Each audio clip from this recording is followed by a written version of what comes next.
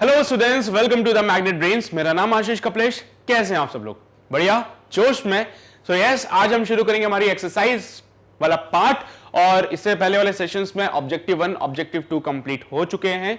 सो जाके उसको जरूर देखो एंड बहुत सारे कॉन्सेप्ट्स आपके क्लियर होंगे अगर आप उन क्वेश्चंस को भी करते हैं तो। और वो डेफिनेटली बहुत ज्यादा बेनिफिशियल रहेंगे आपके एक्सरसाइज सॉल्विंग में।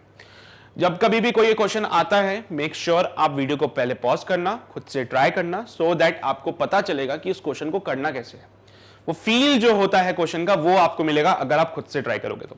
राइट? सो पेन और पेपर लेके आ गए ना? तैयार हो तुम लोग? आ जाओ, भी बढ़ते हैं पहले सवाल की ओर।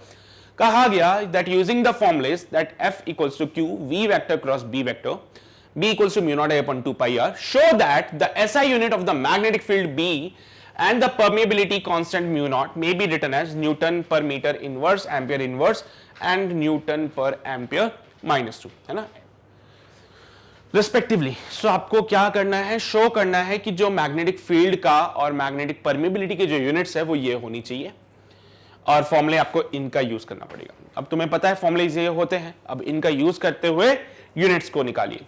तो एक बार खुद से ट्राई करो, वीडियो को पॉज करो, खुद से ट्राई करो, चेक करो तुम्हारा आंसर सही आता है कि नहीं आता है। हो गया? ट्राई कर लिया? अब मेरी बारी। सो यहां पे बात करते हैं सबसे पहले F equals to Q V B की।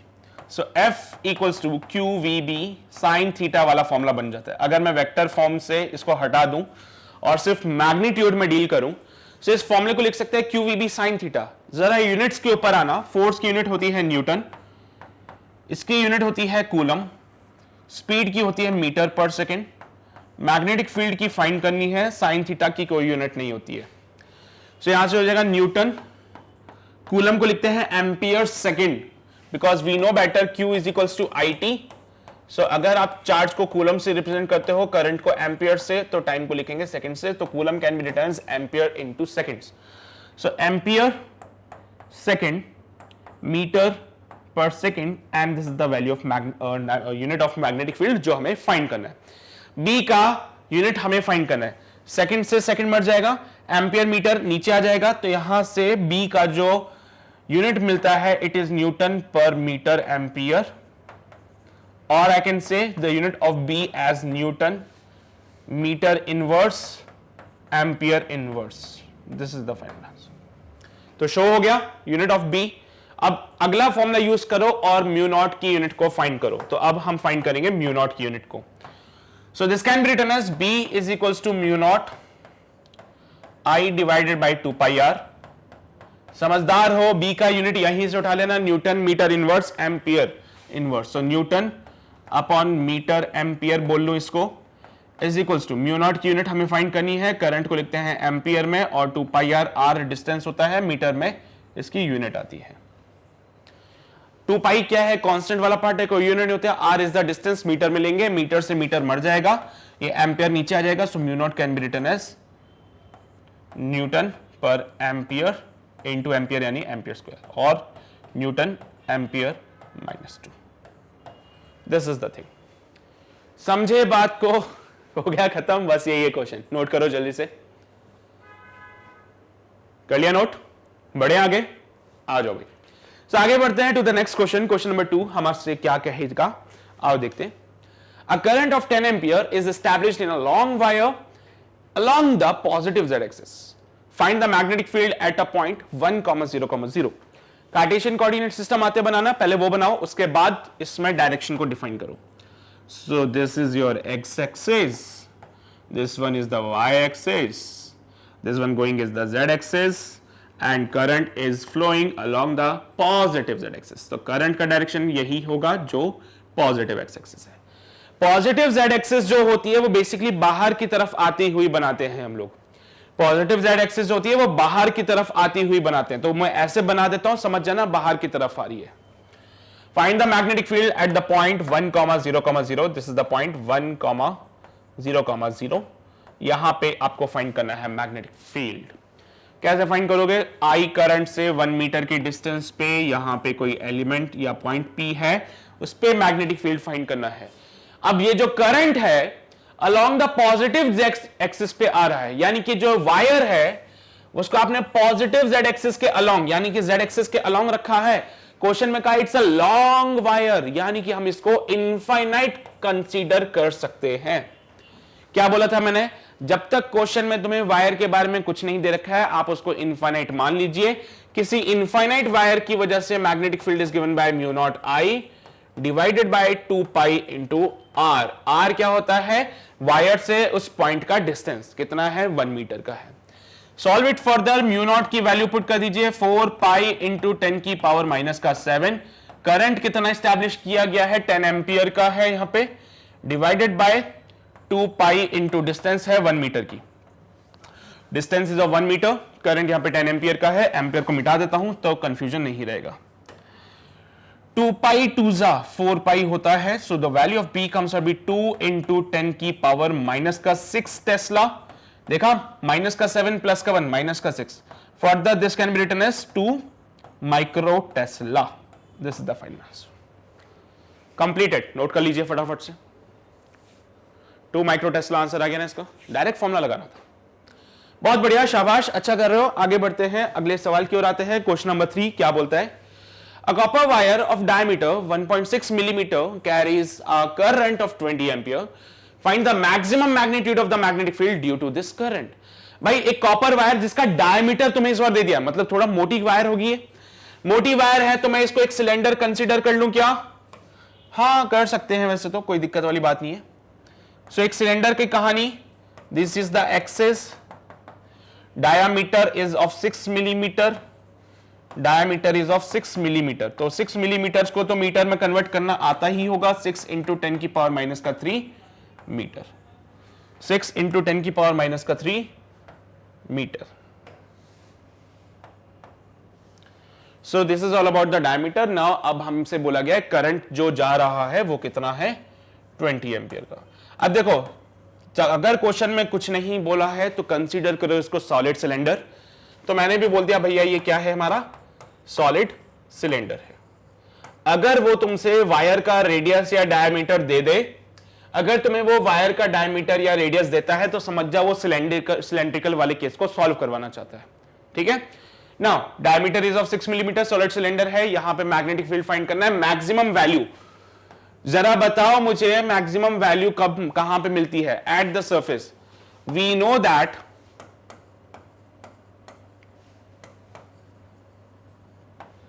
B maximum is at the surface.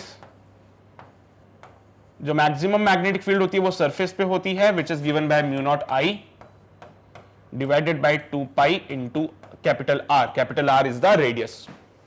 Capital R क्या हो जाएगा? रेडियस हो जाएगा। चलो भाई पुट कर देते हैं यहां पे। So B maximum can be given by 4 pi into 10 की पावर माइनस का 7 into current is of 10 ampere, नहीं 20 एम्पियर का है current, divided by 2 pi into radius की जगह मैं d बाई 2 लिख देता हूं, हाफ ऑफ द डायमीटर, यानी कि 6 इंटू 10 की पावर माइनस का 3 divided by 2 is the radius, diameter का आधा। Got it?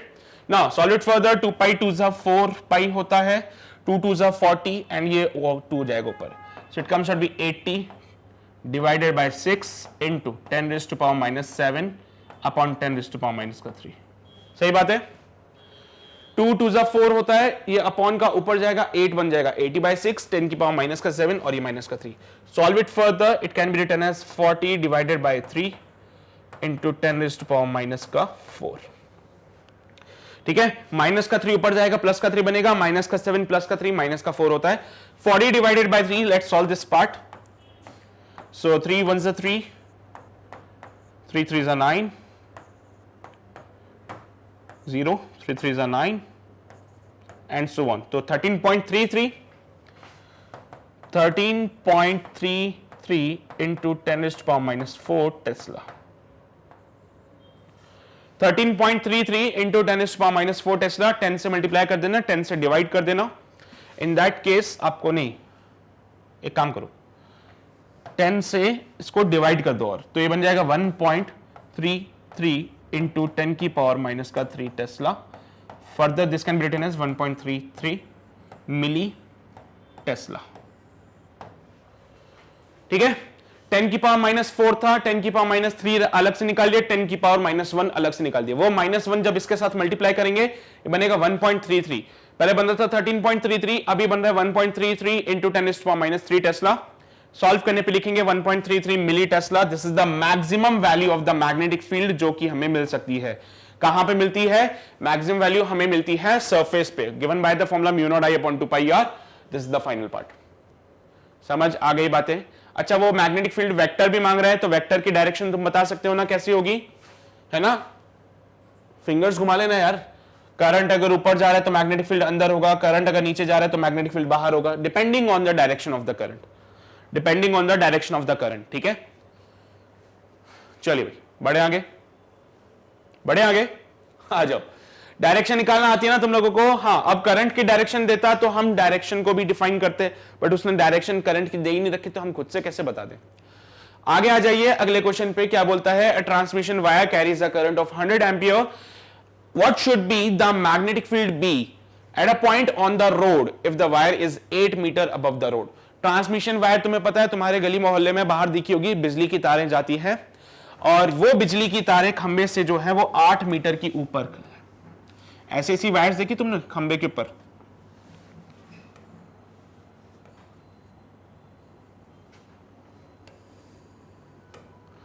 ऐसी वायर्स जाती ना, है ना? देखी होगी तुम लोगों ने। सो ये वायर्स जो है बेसिकली रोड से 8 मीटर की डिस्टेंस पे है। मैं यहां से मान लेता हूं 8 मीटर। थोड़ा सा स्लैग रखते हैं वायर में ये लोग, मैंने ज्यादा बना दिया, बट वो वायर में क्या करते हैं, थोड़ा सा स्लैग रखते हैं। तो मैं एक बार सीधा सीधा बना देता हूं, थोड़ा सा मैं इसको सीधा सीधा ही बना देता हूं, सो दैट हमारा क्वेश्चन आसान हो जाएगा। अब ये हमारे पास क्या है? रोड है। रोड से बोला गया ये 8 मीटर की डिस्टेंस पे है। रोड से ये वायर जो है वो 8 मीटर के डिस्टेंस पे है, और क्या बोला गया है? इन वायर्स में करंट जा रहा है 100 एम्पियर का। Now what is the direction of the current? कुछ भी नहीं बोल रखा है डायरेक्शन के बारे में, तो मैंने कुछ भी मान लिया। लेट्स से यहाँ पे वायर है, उसमें 100 एम्पियर का करंट जा रहा है। देखो तुम कंफ्यूज मत होना, मैंने 2 वायर बना दी है, मतलब हमारा एक से ही हो जाएगा पूरा। ठीक है, मतलब हमारा एक से ही है। इसमें 100 एम्पियर का करंट जा रहा है, तो इस वायर की वजह से मैग्नेटिक फील्ड कितना बनेगा रोड पे, वो आपको बताना है। इस वायर की वजह से रोड पे मैग्नेटिक फील्ड कितना बनेगा वो आपको बताना है। ट्रांसमिशन वायर जो होती है वो ऐसे छोटी मोटी वायर नहीं होती, बहुत लंबी होती है, बहुत आगे तक लेके जाना पड़ता है। सो इस ट्रांसमिशन वायर को we can consider this transmission wire, we can consider transmission wire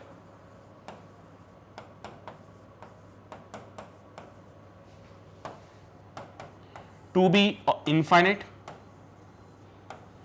transmission wires को आप इनफाइनाइट लेंथ की मान लीजिए, क्योंकि बहुत लंबी होती है यार। ऐसे थोड़ी होता है कि यहां से लेके वहां तक तार बिछा दी हमने, बस काम हो गया, बहुत दूर तक लेके जाना था, है ना? तो यहां पे इस पे बी इनफाइनाइट वाली वायर का फॉर्मूला लगा देंगे, μ0I/2πr वाला। So in this formula you can simply say कि यहां पे μ0 की जगह 4π × 10⁻⁻⁷ पुट करेंगे। 100 एम्पियर का करंट फ्लो करवाया है, डिवाइडेड बाय 2π इंटू डिस्टेंस कितनी है? 8 मीटर की है। 2π से ये मर जाएगा 2 टाइम्स, तो the value of magnetic field can be written as 2 से 4 टाइम्स ये मर जाएगा, 4 से 25 टाइम्स ये मर जाएगा। सो 25 इंटू 10⁻⁷ टेस्ला, या फिर इसको ऐसे लिख सकते हो 2.5 इंटू 10⁻⁶ टेस्ला, और 2.5 micro tesla. This is the final answer. समझ रहे हो ना बातें क्या हो रही है? ये जो ट्रांसमिशन वायर होती है, इनका काम होता है करंट ले जाना एक जगह से दूसरी जगह तक। अब ये वायर ऐसे छोटी मोटी नहीं होती, ये थोड़ी बोलोगे ट्रांसमिशन वायर डालनी है भैया कितनी, यहां से काम करो, इधर से लेके यहां तक बस इतनी डाल दो। इतनी ट्रांसमिशन वायर से क्या करोगे तुम लोग? ट्रांसमिशन वायर से तो आप एक शहर से दूसरे शहर तक बिजली लेके जाते हो। तो हम क्या बोलते हैं, इनको इनफाइनाइट वायर कंसीडर करते हुए इनफाइनाइट वायर का फॉर्मूला लगाएंगे, सॉल्व करेंगे, and we got the final answer 2.5 micro tesla. Note कर लीजिए इसको, कर लिया नोट? समझ रहे हो ना बातें तुम लोग? बढ़े आगे, क्वेश्चन नंबर 5 पे आ जाते हैं। हमारा क्वेश्चन नंबर 5 हमसे क्या बोलता है, आओ देखें। A long straight wire carrying a current of 1 ampere is placed horizontally in a uniform magnetic field, as you can see here। यहां पे magnetic field भी दिख रहा है तुम लोगों को। पॉइंटिंग वर्टिकली अपवर्ड, इसका वर्टिकली अपवर्ड मतलब तुम्हारी तरफ आता हुआ, इसका पॉइंटिंग वर्टिकली अपवर्ड मतलब तुम्हारी तरफ आता हुआ, इसके लिए अपवर्ड है, तुम्हारी तरफ आ रही है, ठीक है। Find the magnitude of the resultant magnetic field at the point P and Q, आपको P और Q पे रिजल्टेंट मैग्नेटिक फील्ड फाइंड करना है। Both situated at a distance of 2 centimetre from the wire in the same horizontal plane, दोनों ही wire से 2 centimetre के distance पे रखी हुई है, in the same horizontal plane, same plane में, और ठीक है। अब इसका फील लेना है तो यहां पे एक प्लेन मान लो, ये प्लेन है, मैग्नेटिक फील्ड ऊपर जा रहा है, वायर ऐसे रखी है, ठीक है। ये देखो ये प्लेन है, नीचे वायर ये रखी हुई है, मैग्नेटिक फील्ड ऊपर जा रहा है, एक पॉइंट P यहां पे है, एक पॉइंट Q यहां पे है, समझ गए। तुम अपने कॉपी के ऊपर बना सकते हो इस चीज को। So this is the scenario. Now find the net value of the magnitude of the resultant, resultant का मैग्नीट्यूड बताइए at point P and Q। पहला और इंपॉर्टेंट पॉइंट ये है, क्या इस करंट कैरिंग वायर की वजह से भी मैग्नेटिक फील्ड आएगा? क्या इस करंट कैरिंग वायर की वजह से भी मैग्नेटिक फील्ड आएगा? यस ऑफ कोर्स, इस करंट कैरिंग वायर की वजह से भी मैग्नेटिक फील्ड आएगा, and that magnetic field is given by mu not I upon 2 pi r। इस करंट कैरिंग वायर की वजह से भी मैग्नेटिक फील्ड आएगा बिकॉज ऑफ द रीजन ये एक इनफाइनाइट वायर है। आप ये बार बार इनफाइनाइट वायर का फॉर्मूला ही क्यों लगा रहे हो? याद करो मैंने बोला था अगर वायर के बारे में कुछ भी नहीं बोला है तो आप उसको इनफाइनाइट वायर कंसीडर करके सॉल्व कर सकते हो। So the value can be written as mu not की जगह लिखेंगे 4 पाई इंटू 10 की पावर माइनस का 7 इंटू करंट कितना जा रहा है इसमें 1 एम्पियर का, divided by 2 pi into distance कितनी रखी है 2 सेंटीमीटर पे, 2 बाई 100 कर देंगे। 4 पाई से ये पूरी कहानी मर जाती है, ये 100 ऊपर चला जाएगा, ये बन जाएगा 10 की पावर माइनस का 7 into 100। Further this can be written as 10 की पावर माइनस का 5 टेस्ला। बहुत बढ़िया। तो इस करंट कैरिंग वायर की वजह से 2 सेंटीमीटर के डिस्टेंस पे जो मैग्नेटिक फील्ड मिलता है it is given by 10 to power minus 5 tesla. और यहां पे अब मुझे एक बहुत अच्छी कहानी मिल चुकी है, यहां पे मैग्नेटिक फील्ड कैसा आएगा और यहां पे कैसा आएगा, बस इतना जान लो। करंट के डायरेक्शन में अपना थंब रखना, देखो always consider the right hand rule. मैं हमेशा राइट हैंड रूल यूज करता हूं, तुम्हारी इच्छा श्रद्धा है, तुम्हें लगता है वो फ्लेमिंग का टेढ़ी उंगली वाला जो फॉर्मूला है, फ्लेमिंग का लेफ्ट हैंड रूल जो है, अगर वो लगाना चाहते हो तो वो भी लगा सकते हो, इट्स ऑल ऑन यू, ठीक है। मैंने क्या बोला भाई, मैं तो फिर से अपने राइट हैंड का पाम रूल यूज करता हूं, करंट की डायरेक्शन में अपने अंगूठे को रखूंगा, फिंगर्स को पॉइंट करूंगा P की तरफ और कर्ल करूंगा। ये बाहर आ रही है क्या, तो यहां पे करंट की वजह से जो मैग्नेटिक फील्ड बनेगा it will be like this, बाहर आता हुआ। नीचे की तरफ देखो तो ये करंट कैरिंग वायर में करंट की डायरेक्शन में अंगूठा रखा, फिंगर्स को Q की तरफ कर्ल किया, अंदर जा रही है। सो Q पे जो मैग्नेटिक फील्ड बनेगा it will going into the plane. तो P पॉइंट पे मैग्नेटिक फील्ड की जो नेट वैल्यू होगी वो इसका मैग्नेटिक फील्ड और ये वायर का मैग्नेटिक फील्ड दोनों ऐड कर दोगे। वायर के मैग्नेटिक फील्ड को मैं B डैश से रिप्रेजेंट कर देता हूं सो दैट आपका काम बहुत आसान हो जाएगा। B dash, B dash, B already बाहर की तरफ आता हुआ है, so net magnetic field at point P is given by, so magnetic field at point P is given by B dash plus B, B dash plus B।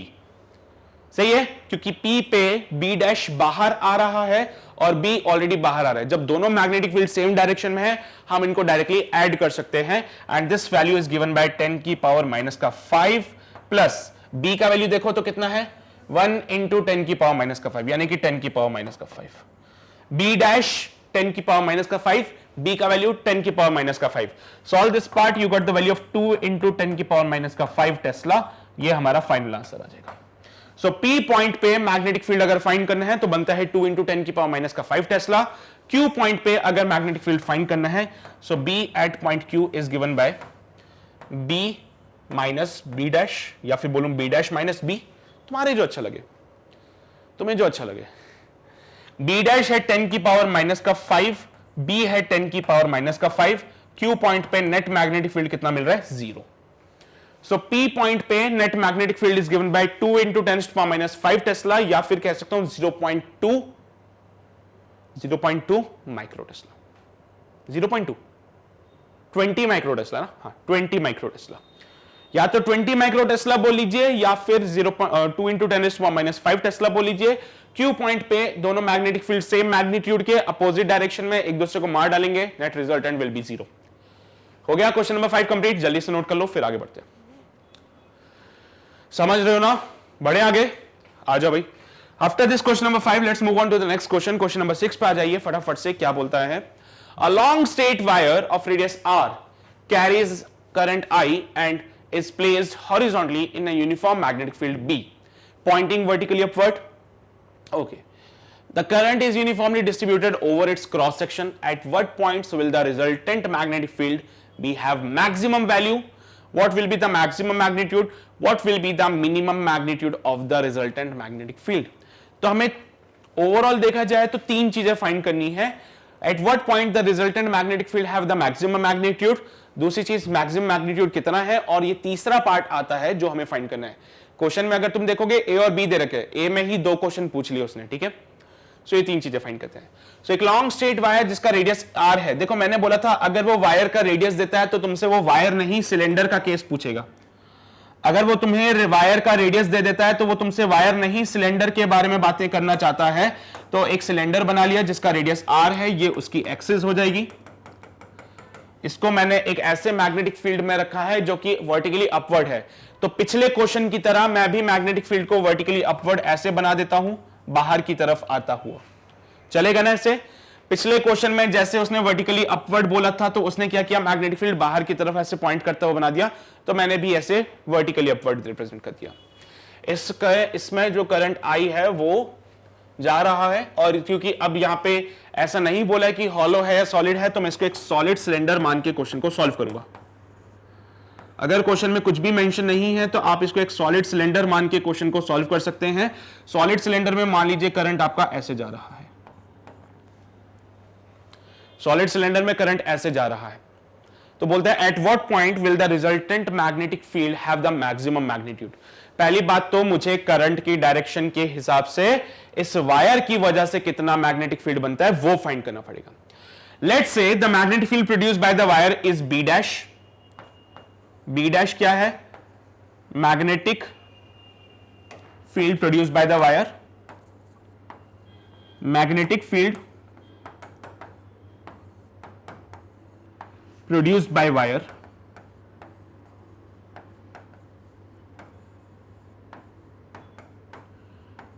got it? So कैसे define करते हो? Again using the right hand rule. मैं क्या करूंगा, current की direction में अंगूठे को रखूंगा। So putting your thumb in the direction of the current.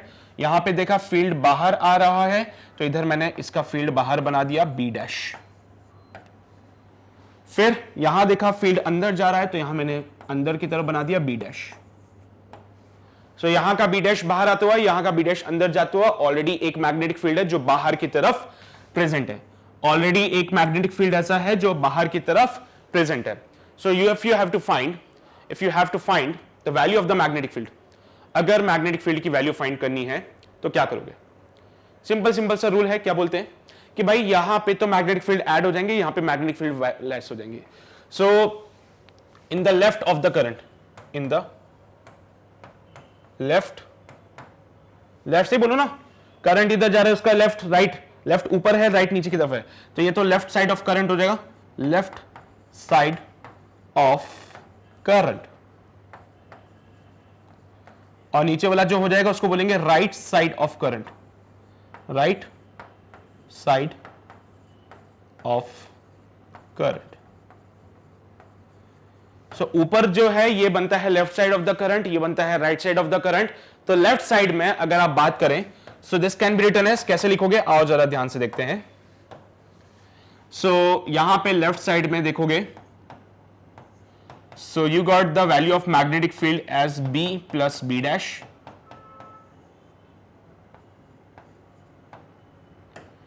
ठीक है, तो ये नेट मैग्नेटिक फील्ड बनता है। ये क्या बनता है?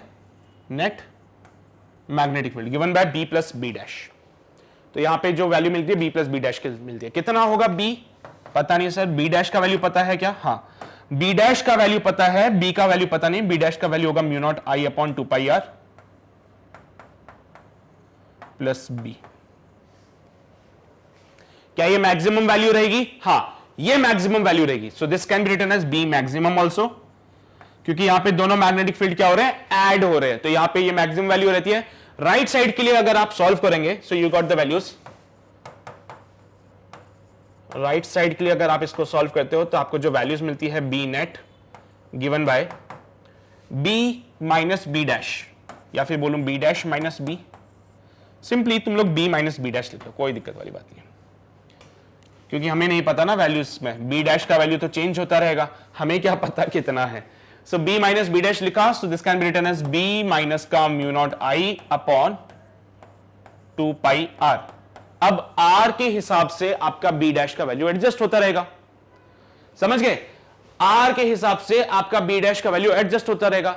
आर का वैल्यू ज्यादा, बी डैश का वैल्यू कम, तो यहां पे मैग्नेटिक फील्ड की वैल्यू और इंक्रीज हो जाएगी। ठीक है, सो यहां पे क्या लिखोगे? If R is greater than B dash is less, then B net will be greater. If R is less, so b dash is greater, then b net is minimum।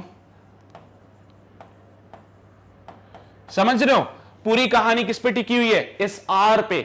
पूरी कहानी किस पे टिकी है? इस r पे। अगर r का वैल्यू ज्यादा होगा तो b डैश का वैल्यू ओवरऑल कम होगा, तो b माइनस b डैश करोगे तो उसकी वैल्यू ज्यादा मिलेगी। अगर r का वैल्यू कम है तो b डैश का वैल्यू मैक्सिमम होगा, और अगर b डैश का वैल्यू मैक्सिमम होगा तो उस केस में b नेट की वैल्यू कम मिलेगी हमें। तो यहां पे जो है ना राइट साइड में देखो, यहां पे तो प्लस हो रहा है, तो डेफिनेटली ये ऑलवेज मैक्सिमम ही रहेगा, ये तो हमेशा मैक्सिमम रहेगा बिकॉज प्लस हो रहा है। माइनस में सिनेरियो चेंज हो जाता है बिकॉज यहां पे आर के ऊपर कहानी डिपेंड कर रही है। सो यहां पे पूरी कहानी डिपेंड करती है आर के ऊपर। अगर आर की वैल्यू डिफाइन करेंगे वैसी रहेगी तो बहुत बढ़िया, अगर वो चेंज हो जाता है तो in that case we have to change the values. समझ के बातें? So this is the part. So ये हमारा मिनिमम वैल्यू देता है, ये हमें मिनिमम वैल्यू देता है b minus mu not I upon 2 pi R. तो बोलता है at what point the resultant magnetic field have the maximum magnitude. तो बोलना in the left side of the current. Maximum magnetic field आपको कहां मिलेगा? In the left side of the current. Minimum magnetic field आपको कहां मिलेगा? In the right side of the current. और कितना रहेगा? Maximum mu not I upon 2 pi R plus B, और मिनिमम रहेगा b minus mu not I upon 2 pi R. अब r के ऊपर कहानी डिपेंड करती है कि भैया r की वैल्यू ज्यादा है या कम है। ठीक है, जैसे जैसे दूर जाते जाओगे r इंक्रीज होता जाएगा, समझो? जैसे जैसे यहां से दूर जाते जाओगे r का वैल्यू इंक्रीज होगा, r का वैल्यू इंक्रीज होने से b डैश का वैल्यू कम होगा, जिससे b नेट वैल्यू इंक्रीज होगी। यानी कि अगर आपको मिनिमम चाहिए तो इसके आसपास ही रहना, कहीं पे r की वैल्यू को मिनिमम रखना। अगर आपको मिनिमम वैल्यू चाहिए तो इसके आसपास ही रहना, सरफेस पे ही कहीं देख लेना, वहीं पे आपको मिनिमम वैल्यू मिलेगी इसकी। ठीक है, so this is your question number 6। I think अभी क्लियर हो गया तुम लोगों को। सरफेस के आसपास रहने से ही फायदा मिलेगा तुम लोगों को, सरफेस के आसपास रहने से ही फायदा मिलेगा, बिकॉज सरफेस के नियर बाई रहोगे बी डैश का वैल्यू मैक्सिमम मिलेगा, सो ये और ज्यादा वैल्यू मिलेगी। सरफेस के नियर बाई रहोगे बी डैश का वैल्यू कम होगा, सो दैट आपको ओवरऑल वैल्यू जो है वो अच्छी वैल्यू इस पे मिल जाएगी। तो यहां पे आर के हिसाब से हम डिफाइन करते जाएंगे। यहां पे सरफेस पे रहोगे तो बी डैश का value maximum, so overall B net का वैल्यू जो होगा वो कम होता जाएगा। ठीक है, this is the part, note कर लीजिए। कर लिया नोट? बढ़े आगे, आ जाओ भाई नेक्स्ट क्वेश्चन पे बढ़ते हैं। अगला क्वेश्चन हमारा है क्वेश्चन नंबर 7, जो हमसे कहता है a long straight wire carrying a current of 30 ampere is placed in an external uniform magnetic field of 4 into 10⁻⁴ Tesla parallel to the current. Find the magnitude of the resultant magnetic field at a point 2 centimeter away from the wire. क्या बोला गया है? एक long straight wire है जो 30 ampere का current लेके जा रही है और इसको प्लेस किया है in external uniform magnetic field parallel to the current. क्या बोला भाई? अब ये जो करंट है, ओ अच्छा, parallel to the current uniform magnetic, okay ठीक है। देखो भाई, एक स्ट्रेट वायर जो कि करंट कैरी कर रही है, मैंने बोला ये रही हमारी वो स्ट्रेट वायर जो करंट को कैरी करती है। अब इसमें करंट जा रहा है 30 एम्पियर का, बहुत अच्छी बात है। अब बोला गया जो एक्सटर्नल मैग्नेटिक फील्ड है वो इसके पैरेलल है, जो एक्सटर्नल मैग्नेटिक फील्ड बनाई है वो इसके पैरेलल है, and that value of magnetic field is given by 4 into 10⁻⁴ tesla. So बोला गया जो एक्सटर्नल मैग्नेटिक फील्ड है वो करंट के पैरेलल है, parallel to the current. Find the magnitude of the resultant magnetic field at the point 2 centimeter away from the wire. Wire से 2 centimetre के distance पे अगर कोई आपसे मैग्नेटिक फील्ड मांगता है, so that the value of magnetic field is given by, कितना होगा वो आपको बताना है इस पॉइंट पे।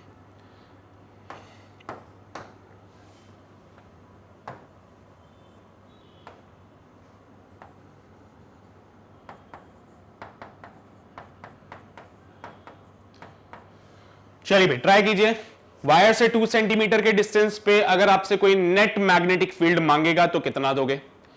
मेरे हिसाब से तो देखा जाए तो एक 30 एम्पियर का करंट इधर जा रहा है, फील्ड बाहर की तरफ आएगी, तो बिकॉज ऑफ दिस वायर जो मैग्नेटिक फील्ड बनेगा वो ऐसे डॉट वाला बनाएंगे बाहर की तरफ आता हुआ, तो यहां पे बी डैश ऐसे बनेगा। ऑलरेडी बी मेरे पास अवेलेबल है, तो यहां पे बी जो है वो ऐसे बनेगा, ठीक है। तो जो हमें मिलने वाला है वो है resultant of B and B dash. जो हमें मिलेगा it is the resultant of B and B dash, right. B dash बाहर आ रहा है, बी उधर जा रहा है, बी डैश बाहर आ रहा है, बी इधर जा रहा है, दोनों एक दूसरे के परपेंडिकुलर है। Resultant is go like this. So यहां पे जो रिजल्टेंट मैग्नेटिक फील्ड मिलेगा वो कितना होगा, पहले हम बी डैश को फाइंड कर लेते हैं। B dash is given by, B dash का जो वैल्यू आपको मिलेगा it is given by mu not I upon 2 pi R. So mu not की जगह लिखेंगे 4 पाई इंटू 10⁻⁻⁷ इंटू करंट कितना जा रहा है 30 एम्पियर का, divided by 2 pi into R कितना है 2 सेंटीमीटर का है। सो 2 सेंटीमीटर को मीटर्स में कन्वर्ट करना, 2/100 कर देना, ठीक है। ये 4 पाई है, ये 2 पाई इंटू 2, 4 पाई बन जाता है, ये 4 पाई से 4 पाई मर जाएगा, 100 ऊपर भेज देना। It can be written as 3 into 10⁻⁻⁴ tesla B dash. देखा, बी का वैल्यू 4 इंटू 10⁻⁻⁴ टेस्ला है, B dash is 3 into 10⁻⁴ tesla. B dash बाहर आ रहा है, बी उधर जा रहा है, तो यहां पे इनका रिजल्टेंट जो होगा वेक्टर फॉर्म में लिखूं तो this can be written as B dash. बाहर आ रहा है मतलब जे कैप के कैप लिख सकता हूं इसको मैं। अरे बी डैश बाहर आ रहा है, बाहर की तरफ जेड एक्सिस मान लेते हैं, बाहर की तरफ अगर जेड एक्सिस है तो इसको मैं लिखूंगा के कैप प्लस बी हमारा आई की तरफ जा रहा है, तो this can be written as B i cap. क्या ये बात बोल सकता हूं मैं? अगर 2D में बनाऊं इसको तो ये बनेगा बी और ये बनेगा बी डैश, दोनों एक दूसरे के perpendicular.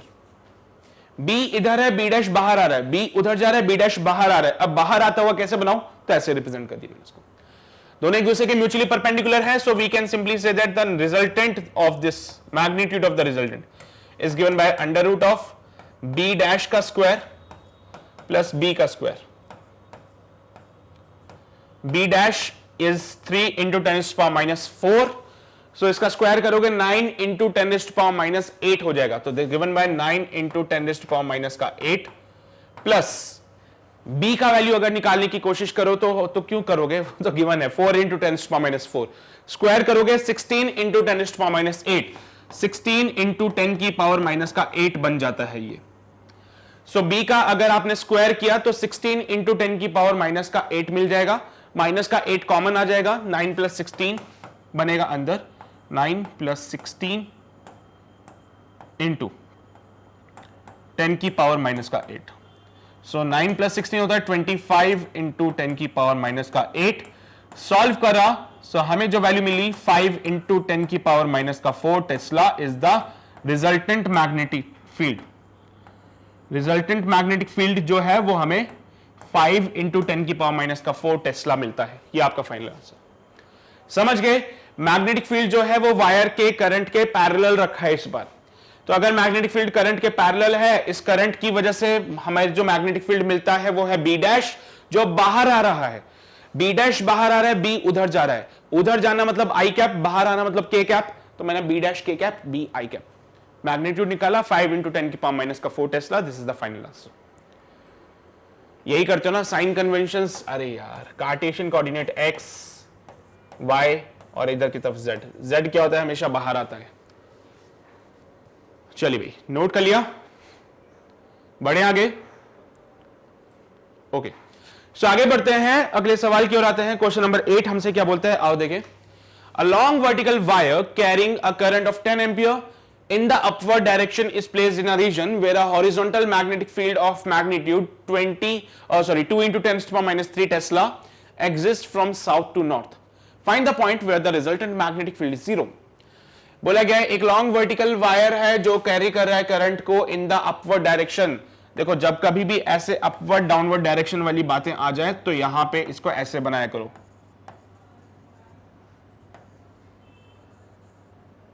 East west north south up down. अब सॉल्व करो इसको, ठीक है। East west north south board से बाहर आता हुआ, नॉर्थ बोर्ड के अंदर जाता हुआ, up and this is down. एक वायर को आपने प्लेस किया है 10 एम्पियर का इन द अपवर्ड डायरेक्शन, तो ये वायर मेरे पास ऐसे है, carrying a current of 10 ampere. So ये वायर मैंने अपवर्ड डायरेक्शन में रखी है। Where a horizontal magnetic field of magnitude 2 × 10⁻³ exist from south north. Magnetic field जो है वो ऐसे एग्जिस्ट कर रहा है साउथ से नॉर्थ की तरफ। करंट ऊपर जा रहा है, मैग्नेटिक फील्ड उधर जा रहा है। करंट ऊपर जा रहा है, मैग्नेटिक फील्ड बोर्ड के अंदर जा रहा है। मैग्नेटिक फील्ड कहां जा रहा है? बोर्ड के अंदर। देखा, नॉर्थ कहां है? बोर्ड के अंदर है। साउथ कहां है? बोर्ड से बाहर है। सो मैग्नेटिक फील्ड एग्जिस्ट करता है साउथ से नॉर्थ। तो फाइंड करो वो पॉइंट जहां पे मैग्नेटिक फील्ड जो है वो 0 हो सकता है। मुझे एक बात बताओ, अगर मैं इधर देखूं करंट के डायरेक्शन में, फिंगर अपने थंब को रखता हूं, तो ये मुझे बाहर की तरफ इशारा करता है, वेस्ट में। तो वेस्ट में अगर देखूं तो मुझे मैग्नेटिक फील्ड बाहर की तरफ मिलती है, गिवन बाय बी डैश। इस करंट कैरिंग वायर की वजह से जो मैग्नेटिक फील्ड होगा उसको मैंने मान लिया बी डैश। सो यहां पे B dash is the magnetic field because of the current carrying wire. ये बाहर की तरफ आ रहा है। इधर देखा तो बी डैश अंदर की तरफ जा रहा है। एक तरफ देखता हूं बी डैश बाहर आ रहा है, एक तरफ देखता हूं बी डैश अंदर जा रहा है। मैग्नेटिक फील्ड हॉरिजॉन्टल वाला कहां जा रहा है? अंदर जा रहा है। ये ऐसे जो मैंने बनाया है इसका मतलब क्या है? मैग्नेटिक फील्ड अंदर जा रहा है। जो क्वेश्चन में गिवन है वो अंदर जा रहा है, ये बी डैश बाहर आ रहा है, ये वाला बी डैश अंदर जा रहा है। तो बताओ भाई, रिजल्टेंट 0 किसकी वजह से हो सकता है? इसकी वजह से या इसकी वजह से?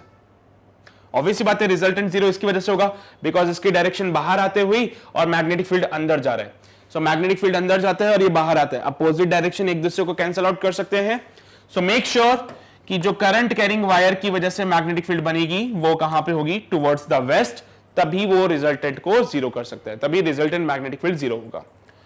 सो यहां पे मैं बी डैश को फाइंड कर लेता हूं, विच is given bye μ0I/2πr, because it is a straight wire of infinite length, क्योंकि क्वेश्चन में कुछ बोला ही नहीं है लेंथ के बारे में। तो एक स्ट्रेट वायर है जिसका इनफाइनाइट लेंथ है, तो μ0I/2πr, ये डिस्टेंस जो है वो मान लीजिए d है, क्योंकि डिस्टेंस d के बारे में मुझे नहीं पता, यही तो फाइंड करना है। तो ये डिस्टेंस जो है वो d है, तो d मैंने लिख दिया यहां पे। So b dash can be written as 4π × 10⁻⁻7 into current कितना लेके जा रहा है? 10 एम्पियर का, डिवाइडेड बाय 2π इंटू कितने डिस्टेंस पे निकाल रहे हैं? d डिस्टेंस पे। सो 2π से 2 टाइम्स मर जाएगा। The value can be written as 2 × 10⁻⁻6। सही है। b डैश को लिखेंगे 2 × 10⁻⁻6 by d।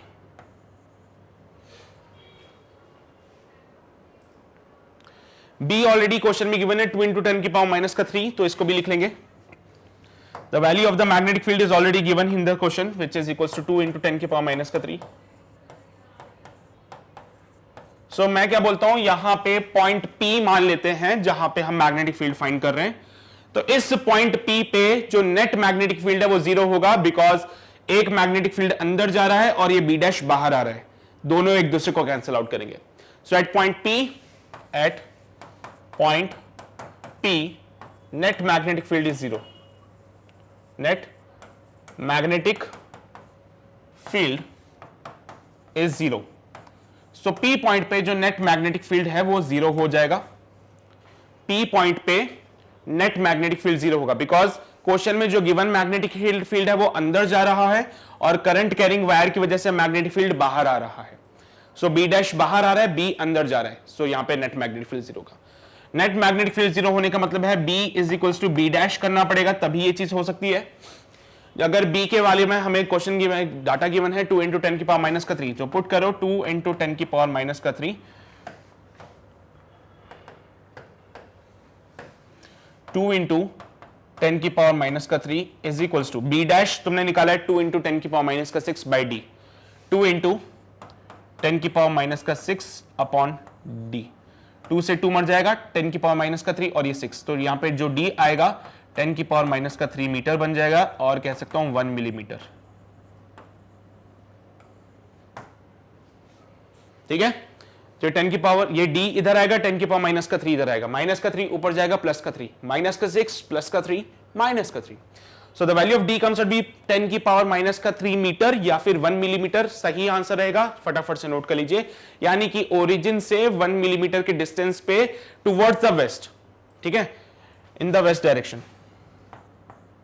In the west direction. ये चीज जरूर मेंशन करना कि वो जो डायरेक्शन है उसकी वो कहां है, वेस्ट की तरफ है। ये चीज जरूर मेंशन कीजिए जो डायरेक्शन है वो कहां है, वेस्ट की तरफ है। So the value is 1 millimetre in the west direction. तो वेस्ट वाली साइड पे 1 मिलीमीटर पे मैग्नेटिक फील्ड आपको 0 मिलेगा, बिकॉज करंट कैरिंग वायर की वजह से मैग्नेटिक फील्ड बाहर है और जो क्वेश्चन में गिवन है वो अंदर है।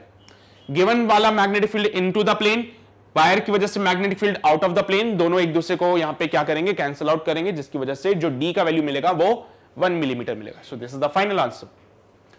नोट कर लो जल्दी से, कर लिया नोट, पक्का, बढ़े आगे, आ जाओ भाई। So let's move on to the next question. Question number 8 के बाद क्वेश्चन नंबर 9 पे आ जाइए। क्या बोलता है, figure shows two parallel wires separated by a distance of 4 centimetre carrying equal current of 10 ampere along the opposite directions. तुम देख सकते हो दो वायर तुम्हें दिख रही है, नहीं दिख रही क्या, ये रही तुम्हारी वायर नंबर 1, ये रही तुम्हारी वायर नंबर 2। एक में करंट बाहर आ रहा है, एक में करंट अंदर जा रहा है, ठीक है। अब यहां पे दोनों में सेम मैग्नीट्यूड का करंट है 10 एम्पियर का। अब आपको magnitude of the magnetic field find करना है A1 पे, A2 पे, A3 पे और A4 पे। ये 4 पॉइंट्स है जहां पे आपको मैग्नेटिक फील्ड फाइंड करना है दोनों वायर की वजह से। शुरू हो जाओ जल्दी से, ये वाला क्वेश्चन तुम करोगे, है ना, ये वाला क्वेश्चन तुम करोगे, फटाफट से शुरू हो जाओ। सबसे पहले तो किसी भी वायर की वजह से कुछ भी बोला है उसमें, नहीं बोला है तो इनफाइनाइट वायर कंसीडर कर लो। इनफाइनाइट वायर की वजह से B1 अगर मैं डिफाइन करूं तो it can be written as mu not I upon 2 pi R। But ध्यान रखो वो करंट बाहर आता हुआ है तो इसका मैग्नेटिक फील्ड का डायरेक्शन अलग होगा। और B2 की बात करूं तो वो हो जाएगा mu naught I upon 2 pi R, same direction में रहेगी, सॉरी डायरेक्शन अपोजिट हो जाएगी, बट बिकॉज B2 जो है वो अंदर जाता हुआ है। तो मैं सबसे पहले बात करूंगा A1 की, ठीक है। सबसे पहले जो हम डीलिंग करेंगे वो A1 के लिए करेंगे, eight point A1, eight point A1। सबसे पहली कहानी यहीं से शुरू करते हैं, एट पॉइंट A1। A1 वाले पॉइंट पे अगर आपने देखा तो क्या दिखा, A2 ये सॉरी 2 वाली वायर जो है वो अंदर जा रहा है करंट। करंट अंदर जाना मतलब अंगूठा अंदर की तरफ बनाओ, अंगूठा अंदर की तरफ बनाओ, A1 की तरफ इशारा करो और कर्ल करो। अंगूठा अंदर की तरफ, A1 की तरफ इशारा, कर्ल किया, कहां बन रहा है, 2 की वजह से मैग्नेटिक फील्ड बनेगा ऊपर, गिवन बाय B2। ये वाला करंट कहां आ रहा है, बाहर आ रहा है, फिंगर को A की तरफ इशारा किया, कहां बन रहा है, नीचे की तरफ। तो इसकी वजह से जो मैग्नेटिक फील्ड बनेगा A पे वो बनेगा B1 नीचे की तरफ। सो सेकंड वायर की वजह से मैग्नेटिक फील्ड ऊपर, पहली वायर की वजह से मैग्नेटिक फील्ड नीचे। सो A पॉइंट पे जो नेट मैग्नेटिक फील्ड बनेगा it is given bye B2 minus B1, given by B2 minus B1। Formula क्या है, mu not I upon 2 pi R, सिर्फ R चेंज होगा, है ना, यहां पे सिर्फ R की वैल्यूज चेंज होगी, बाकी mu naught I upon 2 pi same रहेगा, बाहर निकाल लेना। म्यू नॉट I अपॉन 2 पाई, ये कहानी सबकी फिक्स है, इसको बाहर निकाल लेना। 1 by R2 minus 1 by R1। चलिए भाई बताओ बता डिस्टेंस कितना होगा। सेकंड वायर से जो डिस्टेंस है वो 2 सेंटीमीटर का, पहली वायर से जो डिस्टेंस है वो कितना है, देखो दो वायर्स के बीच का सेपरेशन जो था वो 4 सेंटीमीटर का था। तो अगर ये 2 सेंटीमीटर है तो ये 4 सेंटीमीटर हो जाएगा दोनों वायर के बीच का सेपरेशन। दो वायर के बीच का सेपरेशन 4 सेंटीमीटर और ये 2 सेंटीमीटर, कितना हो जाएगा 6। सो इसको लिखेंगे mu not I upon 2 pi 1/2 minus 1/6। पूरी कहानी सेंटीमीटर्स में चला रहा हूं अभी सिर्फ मैं, और आगे जाके कन्वर्ट कर दूंगा। जैसे तुम चाहो तो यहां पे भी कन्वर्ट कर सकते हो, यहां पे 10 की पावर 100 से मल्टीप्लाई कर देना इसको। 6 इंटू 10 की पावर माइनस का 2, 2 इंटू 10 की पावर माइनस का 2, क्योंकि अगर 2 सेंटीमीटर लिखा है इसका मतलब है 2 इंटू 10 की पावर माइनस का 2 मीटर। क्या मतलब हो गया इसका, 2 इंटू 10 की पावर माइनस का 2 मीटर। तो यहां पे कहानी में 10 की पावर माइनस का 2 कॉमन ले लेना। अब ये माइनस के 2 को ऊपर भेजोगे प्लस का 2 बन जाएगा, तो तुम सॉल्व कर सकते हो। आ जाओ और सॉल्व करते हैं इसको। So BA1 can be written as ऊपर तो जगह मिलेगी नहीं, नीचे ही सॉल्व करते हैं ना। BA1 can be written mu not की जगह 4 पाई इंटू 10 की पावर माइनस का 7 पुट कर दीजिए। सो सॉल्व करोगे 4 पाई इंटू 10 की पावर माइनस का 7 बनेगा। करंट क्वेश्चन में गिवन है 10 एम्पियर का है दोनों ही वायर्स में, तो यहां पे 10 एम्पियर का करंट डिफाइन कर देना, डिवाइडेड बाय 2 पाई तो 2 पाई लिख दीजिए और यहां पे लिखोगे 10 की पावर माइनस का 2। ये माइनस का 2 छोड़ मत देना, साथ में ले आना। और यहां पे 1/2 माइनस 1/6 एलसीएम ले लो, यहां पे इनका 6 एलसीएम मिलेगा आपको, तो ये बनेगा 2 3 6 माइनस 6 माइनस 6, तो 2/3 बन जाएगा ये भी। ठीक है, तो ये क्या बन जाएगा 2 3 6 3 माइनस 1 2/6। 2 पाई से ये 2 टाइम्स मर जाएगा, यहां पे सॉल्व कीजिए इसको, तो ये प्लस का 2 बन जाएगा और ये प्लस का 3। सो 2 इंटू 10 की पावर माइनस का 7 और ये प्लस का 3 माइनस का 4 होता है इंटू 2/6, से बनेगा 2/3 इंटू 10 की पावर माइनस का 4 टेस्ला। A1 पे जो मैग्नेटिक फील्ड आता है 2/3 इंटू 10 की पावर माइनस का 4 टेस्ला। चाहो तो फर्दर सॉल्व करो, 0.666 मिलेगी वैल्यूज, तो 0.66 इंटू 10 की पावर माइनस का 4 टेस्ला। या फिर इसको लिख सकते हो 10 से मल्टीप्लाई कर देना, 10 से नहीं मत करना 66 माइक्रो टेस्ला माइक्रो टेस्ला मत करो, ऐसे रहने दो। ठीक है भाई, समझे बात ये वाली। अब देखो अब क्या होगा, A2 पे फाइंड करना है, तो A2 पे फाइंड करने के लिए हम क्या करेंगे, सिंपल सी कहानी है, मैं तुम्हें बता देता हूं कैसे करना है, वो सब फॉलो करते हुए आगे बढ़ोगे तो काम आसान होगा। पहली बात तो डायरेक्शन देखते हैं यार, यहां पे करंट अंदर जा रहा है, इसकी वजह से A2 पे मैग्नेटिक फील्ड नीचे बनेगा, तो A2 का मैग्नेटिक फील्ड मैंने बना दिया नीचे की तरफ B2। पहले वाले पे करंट बाहर आ रहा है, करंट अगर बाहर आता है तो करंट बाहर आया, फील्ड इसका भी नीचे ही बन रहा है B1, तो इसकी वजह से भी फील्ड नीचे ही बनेगा B1, 2 की और 1 दोनों की वजह से फील्ड बनेगा नीचे, तो इस बार फील्ड ऐड हो जाएगा। तो जहां पे तुम पहले माइनस कर रहे थे, इस बार कहानी में क्या आएगा, ऐड होएगा। सो सेकंड वाला पार्ट सॉल्व करते हैं एट पॉइंट A2 पे। सो B नेट अगर आप सॉल्व करना चाहते हो, it is given by B1 plus B2। क्यों? क्योंकि दोनों सेम डायरेक्शन में है।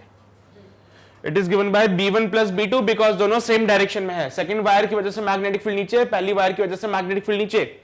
सो इस केस में फॉर्मूला जो बनेगा, B1 की जगह लिखेंगे mu not I upon 2 pi R1 plus mu not I divided by 2 pi R2। So taking out mu not I upon 2 pi R constant, so बनेगा 1 by R1 plus 1 by R2। ठीक है, तो यहां पे B net बनता है eight point A2 पे। सो BA2 नाम दे दें इसको, पहले वाले को नाम दिया था BA1, इस बार वाले को नाम देंगे BA2। अब जरा डिस्टेंस निकाल लेते हैं। A2 का डिस्टेंस अगर सेकंड वायर से देखो तो क्वेश्चन में गिवन है 1 सेंटीमीटर, दिख रहा है तुम लोगों को, A2 का डिस्टेंस सेकंड वायर से 1 सेंटीमीटर गिवन है। सो A2 का डिस्टेंस फर्स्ट वायर से कितना होगा, सेकंड और फर्स्ट दोनों के बीच का ओवरऑल डिस्टेंस जो है वो है 4 सेंटीमीटर का। ओवरऑल जो डिस्टेंस है सेकंड वायर और फर्स्ट वायर के बीच में वो है 4 सेंटीमीटर का। तो इसको बनाते हैं, रुको इसको यहां से मिटा रहा हूं। So overall distance is of 4 centimetre.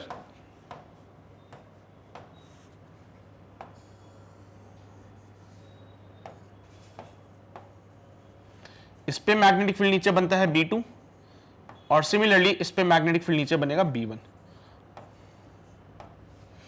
ठीक है, तो ओवरऑल डिस्टेंस 4 सेंटीमीटर का, ये 1 सेंटीमीटर का, so the remaining distance is of 3 centimetre. So A2 का जो डिस्टेंस होगा, A2 का जो डिस्टेंस होगा from the second wire it is 1 centimetre, from the first wire it is 3 centimetre. ठीक है, सो R2 की जगह 1 पुट करेंगे, R2 की जगह 3 पुट करेंगे।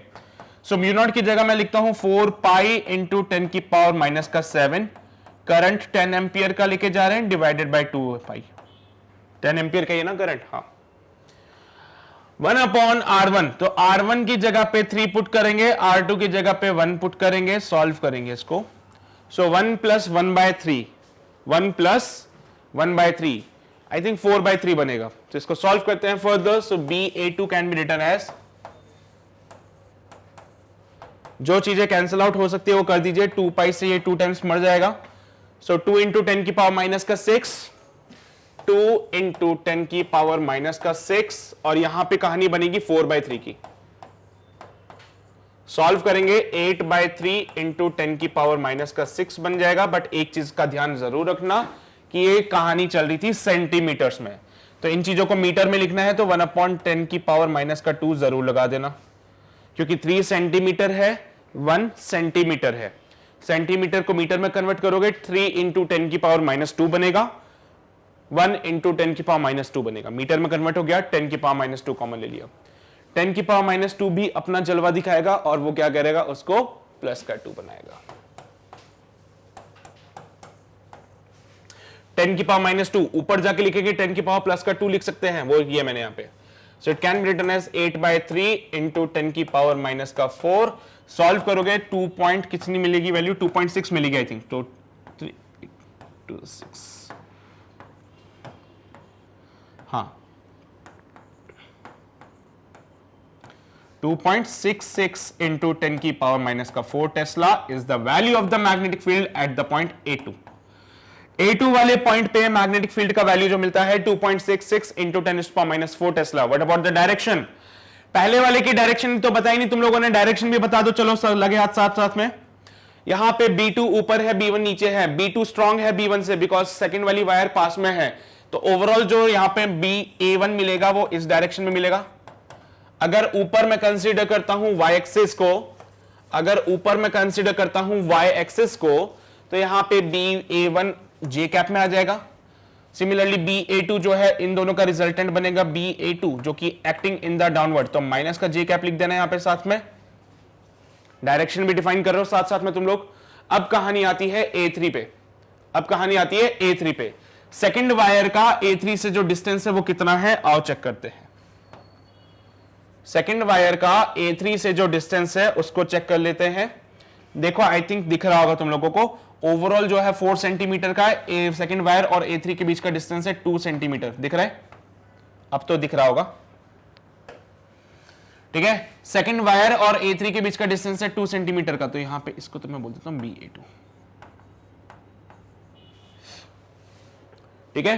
तो ये 2 सेंटीमीटर है, ओवरऑल 4 सेंटीमीटर है, तो A3 और फर्स्ट वायर के बीच का डिस्टेंस भी 2 सेंटीमीटर का हो जाएगा। फर्स्ट सेकंड वायर और फर्स्ट वायर के बीच का सेपरेशन 4 सेंटीमीटर, सेकंड वायर और A3 के बीच 2 सेंटीमीटर, तो A3 और फर्स्ट वायर के बीच में भी 2 सेंटीमीटर हो जाएगा। दोनों की वजह से मैग्नेटिक फील्ड की कहानी क्या बोलती है, आओ वो भी देख लेते हैं। सेकंड वाली वायर में करंट अंदर जा रहा है, मैग्नेटिक फील्ड नीचे बनाएगा A3 पे। फर्स्ट वाली वायर में करंट अंदर बाहर आ रहा है, तो वो भी मैग्नेटिक फील्ड नीचे बनाएगा A3 पे, तो A3 पे भी मैग्नेटिक फील्ड जो होगा वो नीचे की तरफ बनेगा। A3 पे मैग्नेटिक फील्ड भी क्या होगा, नीचे की तरफ बनेगा। तो आओ इसको भी बनाते हैं। सो इसको तो नोट कर लिया ना तुम लोगों ने, ये वाला पार्ट तो नोट कर लिया ना। A3 को सॉल्व करने जा रहे हैं हम लोग। A3 को सॉल्व करेंगे एंड यहां पे लिखेंगे BA3 के लिए थर्ड वाला पॉइंट,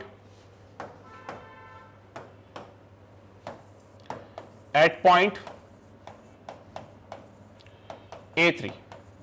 सो BA3 को अगर लिखा जाए तो it can be written as B1 plus B2, because दोनों सेम डायरेक्शन में है। दोनों सेम डायरेक्शन में तो दोनों को डायरेक्टली ऐड कर सकते हो।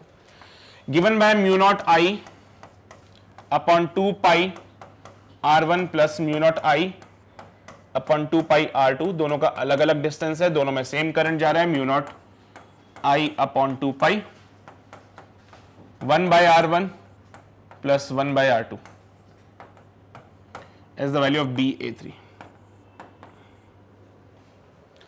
Solve it further. Mu not की जगह 4 पाई इंटू 10 की पावर माइनस का 7 इंटू करंट जा रहा है 10 एम्पियर का, डिवाइडेड बाय 2 पाई।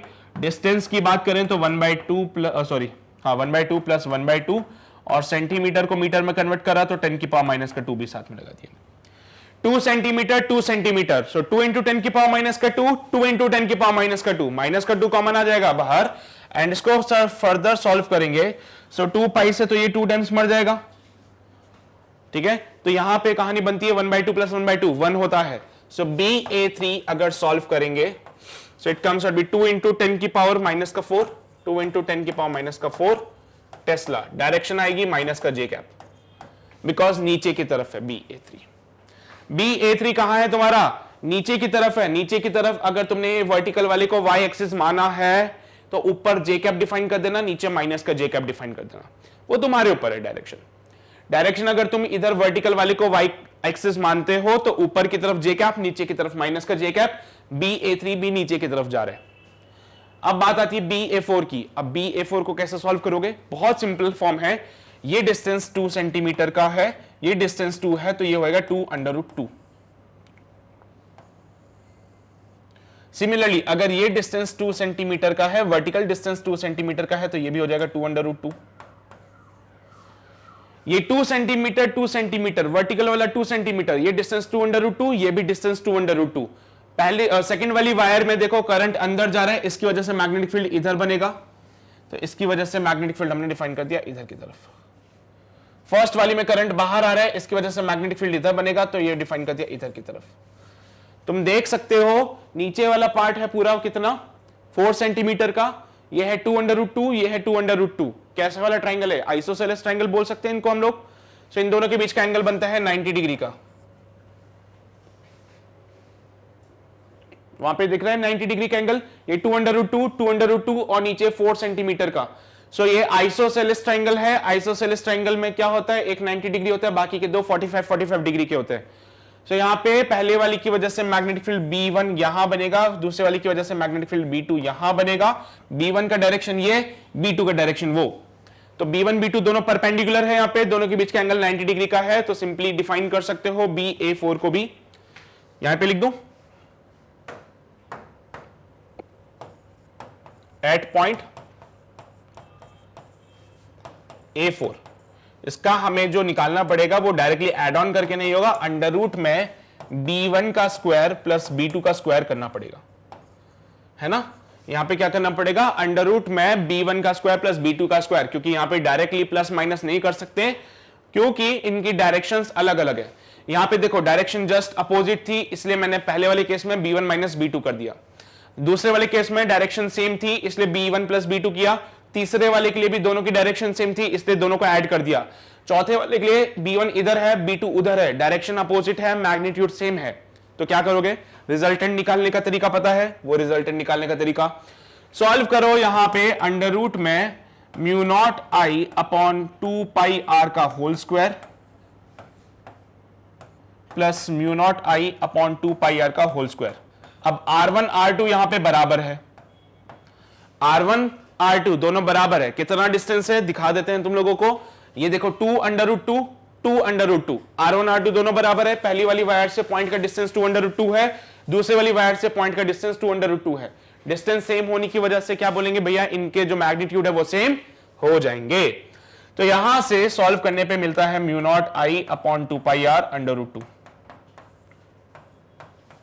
μ0 की जगह 4π इंटू 10 की पावर माइनस का 7 इंटू करंट 10 एम्पियर का लेके जा रहे हैं, डिवाइडेड बाय 2π इंटू r की जगह क्या पुट करेंगे 2√2, तो 2√2 इंटू 10 की पावर माइनस का 2 डॉट √2, √2 से √2 मार देना, 4π से सारी कहानी मर जाएगी, तो आंसर मिलेगा 10 की पावर माइनस का 4 टेस्ला।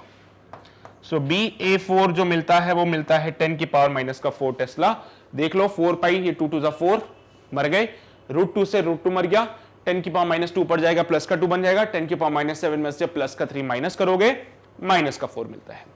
सो यहां पे मैंने हर एक पॉइंट को पकड़ के वहां पे मैग्नेटिक फील्ड फाइंड किया है।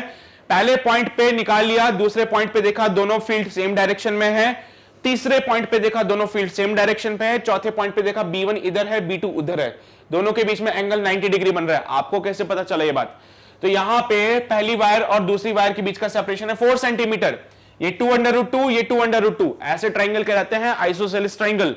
आइसोसेलेस ट्राइंगल में जो शॉर्टर डिस्टेंसेस होती है उनके बीच का एंगल 90 डिग्री का बनता है, तो इनके बीच में एंगल 90 डिग्री बन गया। अब इनका रिजल्टेंट निकालना तो बहुत आसान है, तो हमने क्या किया, रिजल्टेंट निकाल दिया।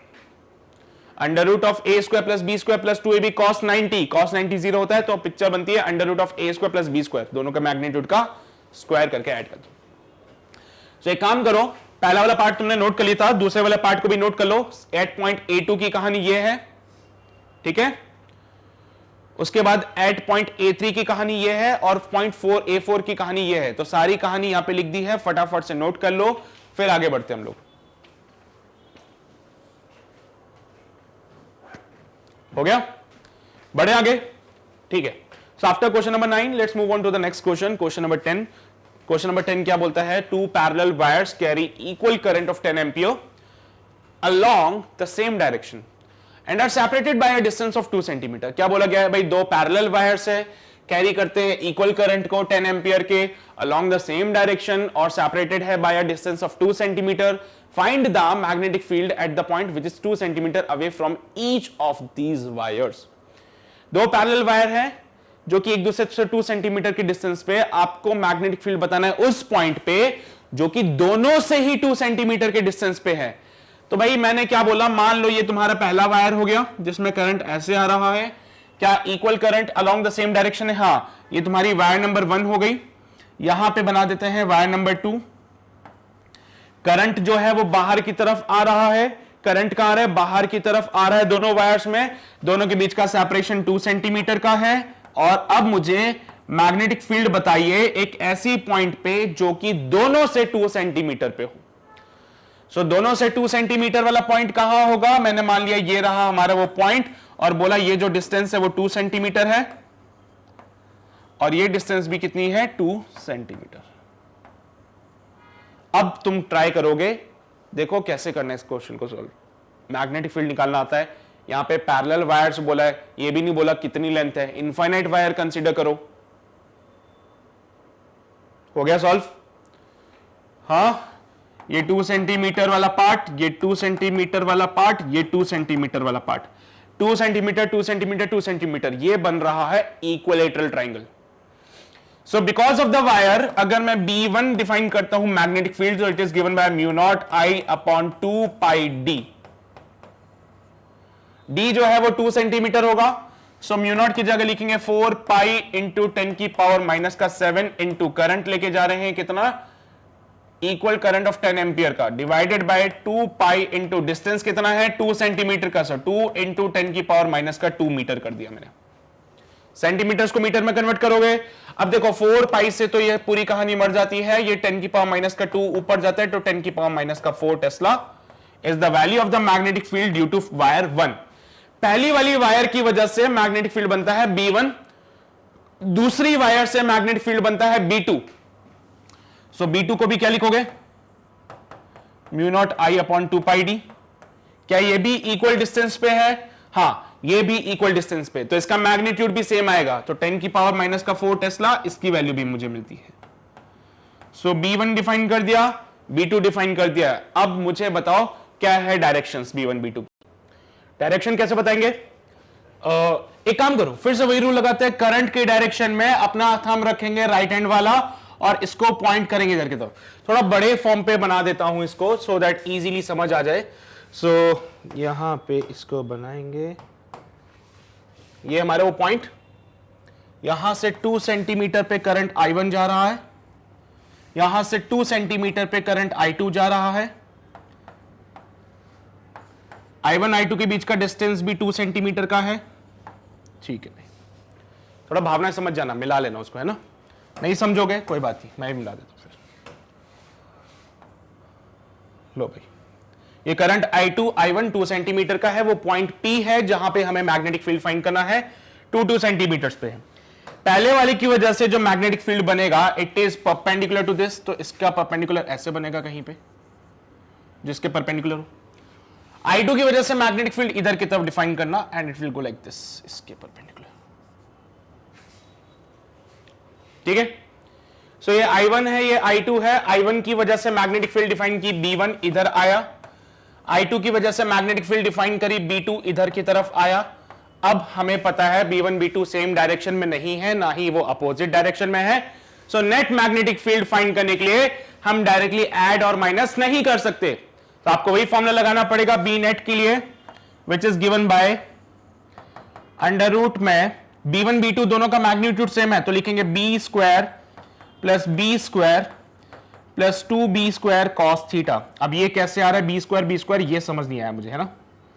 B1 का स्क्वायर प्लस B2 का square plus 2B1 B2, B1 और B2 दोनों का मैग्नीट्यूड सेम है, मैंने B मान लिया है। B1 B2 दोनों का मैग्नीट्यूड सेम है, मैंने B के बराबर मान लिया है। सो b1 का स्क्वायर प्लस b2 का square plus 2b1b2 cos theta is the resultant of this part. Now the point is कि भाई कितना एंगल बनेगा इनके बीच में, एंगल डिफाइन करना पड़ेगा. ओके कैसे करेंगे? मुझे एक बात बताओ, एंगल कैसे डिफाइन करें b1 b2 में? यहां पे हमें पता है ये एंगल 60 डिग्री का है, ये एंगल 60 डिग्री का है और ये भी 60 डिग्री का है because it is an equilateral triangle. ये भी 2 सेंटीमीटर था और ये वाला पार्ट भी 2 सेंटीमीटर था. 2 centimetre 2 centimetre 2 centimetre, each part is of 60 degree. So यहां पे तो क्लियर है, बट b1 b2 के हाल क्या होगा वो देखते हैं. मुझे एक बात बताना, क्या ये तुम जानते हो कि ये जो एंगल बनेगा पूरा कंप्लीटली ये 90 डिग्री का बनेगा? जानते हो ना ये बात? तो तुम लोग जानते हो ना मैग्नेटिक फील्ड कैसा बनेगा, परपेंडिकुलर बनेगा. तो यहां पे 90 डिग्री का, ये 60 डिग्री का, तो छोटू सा जो पार्ट है वो कितना होगा? 30 डिग्री का. तो यहां लिख देता हूं ये जो पार्ट है वो 30 डिग्री का है. देखा, ये 60 डिग्री पूरा 90 डिग्री है तो पार्ट 30 डिग्री का आ गया. सिमिलरली b1 वाला जो है इस लाइन के साथ, b1 वाला इस लाइन के साथ 90 डिग्री बनाता है. b2 वाले ने इस लाइन के साथ 90 डिग्री बनाया, b1 वाला इस वाली लाइन के साथ 90 डिग्री बनाएगा. ये 30 डिग्री है तो remaining part will be of कितना? 60 डिग्री. बोल सकता हूं ये बातें मैं? क्या बोला? b2 ने ये वाली जो लाइन है इसके साथ 90 डिग्री बनाया. If this angle is 60 degree तो रिमेनिंग छोटा सा एंगल ये 30 डिग्री का हो जाएगा. सिमिलरली b1 ने इस लाइन के साथ 90 डिग्री का एंगल बनाया and if this angle is 30 degree तो रिमेनिंग एंगल 60 डिग्री का होगा. वो रिमेनिंग एंगल क्या है? b1 और b2 के बीच का एंगल है वो रिमेनिंग एंगल क्या है? b1 और b2 के बीच का एंगल है कितना? 60 डिग्री. आओ इस फॉर्मूले में पुट कर दें. सो अंडर रूट में b square plus b square 2b square हो जाएगा. सो 2b square plus 2b square cos 60. cos 60 का वैल्यू 1/2 होता है. cos 60 का वैल्यू 1/2 होता है. तो यहां पे जो वैल्यू मिलेगी under root of 2b square plus b square हो जाएगा फिर वो, क्योंकि cos 60 का वैल्यू 1/2, 2 से 2 मर जाएगा, b स्क्वायर अकेला रह गया. Solving this part again you will get the value of under root of 3b. b square बाहर आएगा, b बन जाएगा और अंदर रहता है अंडर रूट 3. b का वैल्यू 10 की पावर माइनस का 4 Tesla. b1 b2 same magnitude के है तो लिख देंगे 10 की पावर माइनस का 4 टेस्ला. अंडर रूट 3 की वैल्यू थी 1.7 इंटू 10 की पावर माइनस का 4 टेस्ला. यहां पे हमें वैल्यू मिल जाती है. क्या बोलेंगे भाई साहब? रूट 3 की वैल्यू 1.7 होती है, 10 की पावर माइनस का 4 tesla is the value of b. तो ये आपका फाइनल आंसर है. तो क्या बोलेंगे? अगर मुझे दो पैरेलल वायर्स दे रखी है जो इक्वल करंट को कैरी करते हैं और इनका अगर मुझे रिजल्टेंट मैग्नेटिक फील्ड फाइंड करना है, so it comes out be 1.7 into 10⁻⁻⁴ tesla. समझे बात को? क्लियर है? यहां पे इसकी वजह से मैग्नेटिक फील्ड यहां बनेगी, उसकी वजह से वहां बनेगी. और एंगल वाला पार्ट बहुत प्यार से समझ जाना. ये जो मैग्नेटिक फील्ड b2 है वो इस वाली लाइन के साथ, लाइन नंबर 2 बोल देता हूं मैं, ये b2 वाला लाइन नंबर 2 के साथ 90 डिग्री बनाएगा और इसको मैं लाइन नंबर 1 बोल देता हूं. सो b1 वाला पहली वाली लाइन के साथ में 90 डिग्री बनाएगा, तो उसके हिसाब से ये एंगल्स को डिफाइन कर लेंगे हम लोग. समझते हो ना इतनी बातें? Solve this part and you will get the value of 1.7 into 10⁻⁴ tesla. This is the final answer. जल्दी से नोट कर लो. कर लिया नोट? समझ के बातें? सिंपल है ना? बहुत सिंपल है. So let's move ahead. आगे बढ़ते हैं हम लोग to the next part, to the next question, जो हमसे कहता है two long straight wires each carrying a current of 5 ampere are placed along the x-axis, y-axis respectively. The current point along the positive direction of the axis. Find the magnetic field at the points 1, 1, -1, -1, -1, -1 and 1, -1. भाई यहां पे क्या हो रहा है? बहुत simple सा बात है. दो लॉन्ग स्ट्रेट वायर्स हैं जो कि करंट कैरी कर रहे हैं 5 एम्पियर का, और बोला गया है कि दोनों वायर्स को आपने एक्स एक्सिस और वाई एक्सिस पे रखा हुआ है और जो करंट है वो पॉजिटिव डायरेक्शन में जा रहा है. तो यहां पे बना लिया वाई एक्सिस, यहां पे बना लिया एक्स एक्सिस. अब इनके अलोंग मैंने क्या किया है? इनके अलोंग मैंने वायर्स को रख दिया है. सो जब आप वायर्स को रखोगे, सो this is your wire number 1 जो कि करंट कैरी कर रहा है in the positive x direction. तो यहां पे वायर नंबर 1 जिसमें करंट I1 जा रहा है. ओके, सो यहां पे हम डिफाइन करते हैं वायर नंबर 2 को, which is carrying the current in the Y direction having the value of I2.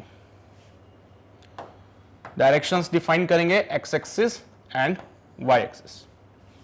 Done? Okay. अब क्या बोले कि भैया करंट जो है वो पॉजिटिव डायरेक्शन पे जा रहे हैं। Find the magnetic field at the point 1,1। पहला पॉइंट हमारे पास मिलता है 1,1, यहां पे है पहला पॉइंट। सो 1,1 -1,1 -1,1 यहां कहीं आएगा, -1,1 -1 और यहां पे होगा 1, -1। तो ये 4 पॉइंट्स बता दिए हैं। इन चारों पॉइंट्स पे आपको मैग्नेटिक फील्ड फाइंड करना है। 4 पॉइंट्स हैं, चारों पॉइंट्स पे मैग्नेटिक फील्ड फाइंड करेंगे। इनको नाम दे देते हैं, ये A हो जाएगा, ये B हो जाएगा, ये C हो जाएगा and this is your D point. तो सबसे पहले मैग्नेटिक फील्ड फाइंड करते हैं at point A। So at point A अगर मैं बात करूं पहले वाले वायर की वजह से, पहले वाले वायर की वजह से मैग्नेटिक फील्ड जो बनेगा इट इज कमिंग आउट। तो यहां पे B1 जो होगा वो डॉट में बना देना। दूसरे वाले वायर की वजह से magnetic field is going into the plane, तो B2 जो बनाओगे वो क्रॉस के साथ बना देना। B1 की वजह से मैग्नेटिक फील्ड बाहर, B2 की वजह से अंदर। करंट सेम रहेगा, यहां पे करंट जो है वो सेम रहेगा। 5 एम्पियर का ये करंट है, तो 5 एम्पियर का ही करंट यहां पे भी डिफाइन करेंगे। बस ये वायर नंबर 1 है, ये वायर नंबर 2 है, ठीक है। तो एट पॉइंट A अगर मैं नेट मैग्नेटिक फील्ड फाइंड करूं, so it comes out to be B1 - B2। क्या बनेगा? B1 - B2, बिकॉज देख लो B1 जो है बाहर की तरफ है, B2 अंदर की तरफ है, तो net magnetic field comes out be B1 - B2। A का जो डिस्टेंस है x एक्सिस से वो 1 का है, A का डिस्टेंस y से भी 1 है, तो x एक्सिस की वजह से जो मैग्नेटिक फील्ड बनेगा given by μ0 into 5 ampere divided by 2 pi into distance कितना है 1 मीटर का। यहां से वायर का जो डिस्टेंस है वो 1 मीटर का है। सिमिलरली यहां से जो वायर का डिस्टेंस है वो भी 1 मीटर का है, तो माइनस का लिखोगे μ0 इंटू करंट जा रहा है 5 एम्पियर का divided by 2 pi into distance कितना है वायर से, ये डिस्टेंस भी 1 मीटर का है, तो यहां लिख देना 1 मीटर। तो सॉल्व करोगे you get the final answer 0। तो A पॉइंट पे अगर नेट मैग्नेटिक फील्ड फाइंड करते हो it comes out to be 0। तो हमारा पहला पार्ट क्लियर हो गया, बहुत बढ़िया। सेकेंड पार्ट को सॉल्व करते हैं जिसमें बोला गया है कि भाई B पॉइंट पे मैग्नेटिक फील्ड फाइंड कीजिए। सो सेकेंड वाले पार्ट को सॉल्व करते हैं at point B। At point B अगर हम देखेंगे so it can be written as कि भाई साहब सेकंड वाली वायर की वजह से मैग्नेटिक फील्ड बाहर, फर्स्ट वाली की वजह से बाहर। सो यहां पे लिखोगे B2 की वजह से जो मैग्नेटिक फील्ड है वो बाहर आएगी, B1 की वजह से जो मैग्नेटिक फील्ड आएगी वो बाहर आएगी। सो B1 B2 दोनों की वजह से magnetic field is coming out, so यहां पे नेट मैग्नेटिक फील्ड क्या होगा? एड ऑन हो जाएगा। So magnetic field at point B is equal to B1 plus B2। कितना हो जाएगा? B1 plus B2। B1 कितना? μ0 I divided by 2 pi into distance 1 का है, ये डिस्टेंस 1 है, ये डिस्टेंस भी 1 है, ये माइनस का 1 है, कोई दिक्कत वाली बात नहीं है, आपको सिर्फ डिस्टेंस लेना है, डायरेक्शन तो पता चल ही चुकी है तुम लोगों को।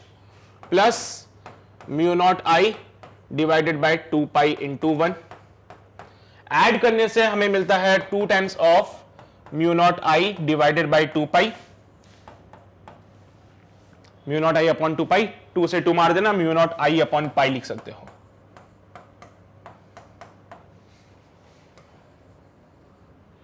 सो सॉल्व करेंगे B पॉइंट पे मैग्नेटिक फील्ड को गिवन बाय 4 पाई इंटू 10 की पावर माइनस का 7 इंटू करंट कितना जा रहा है 5 एम्पियर का, पुट कर दीजिए डिवाइडेड बाय पाई।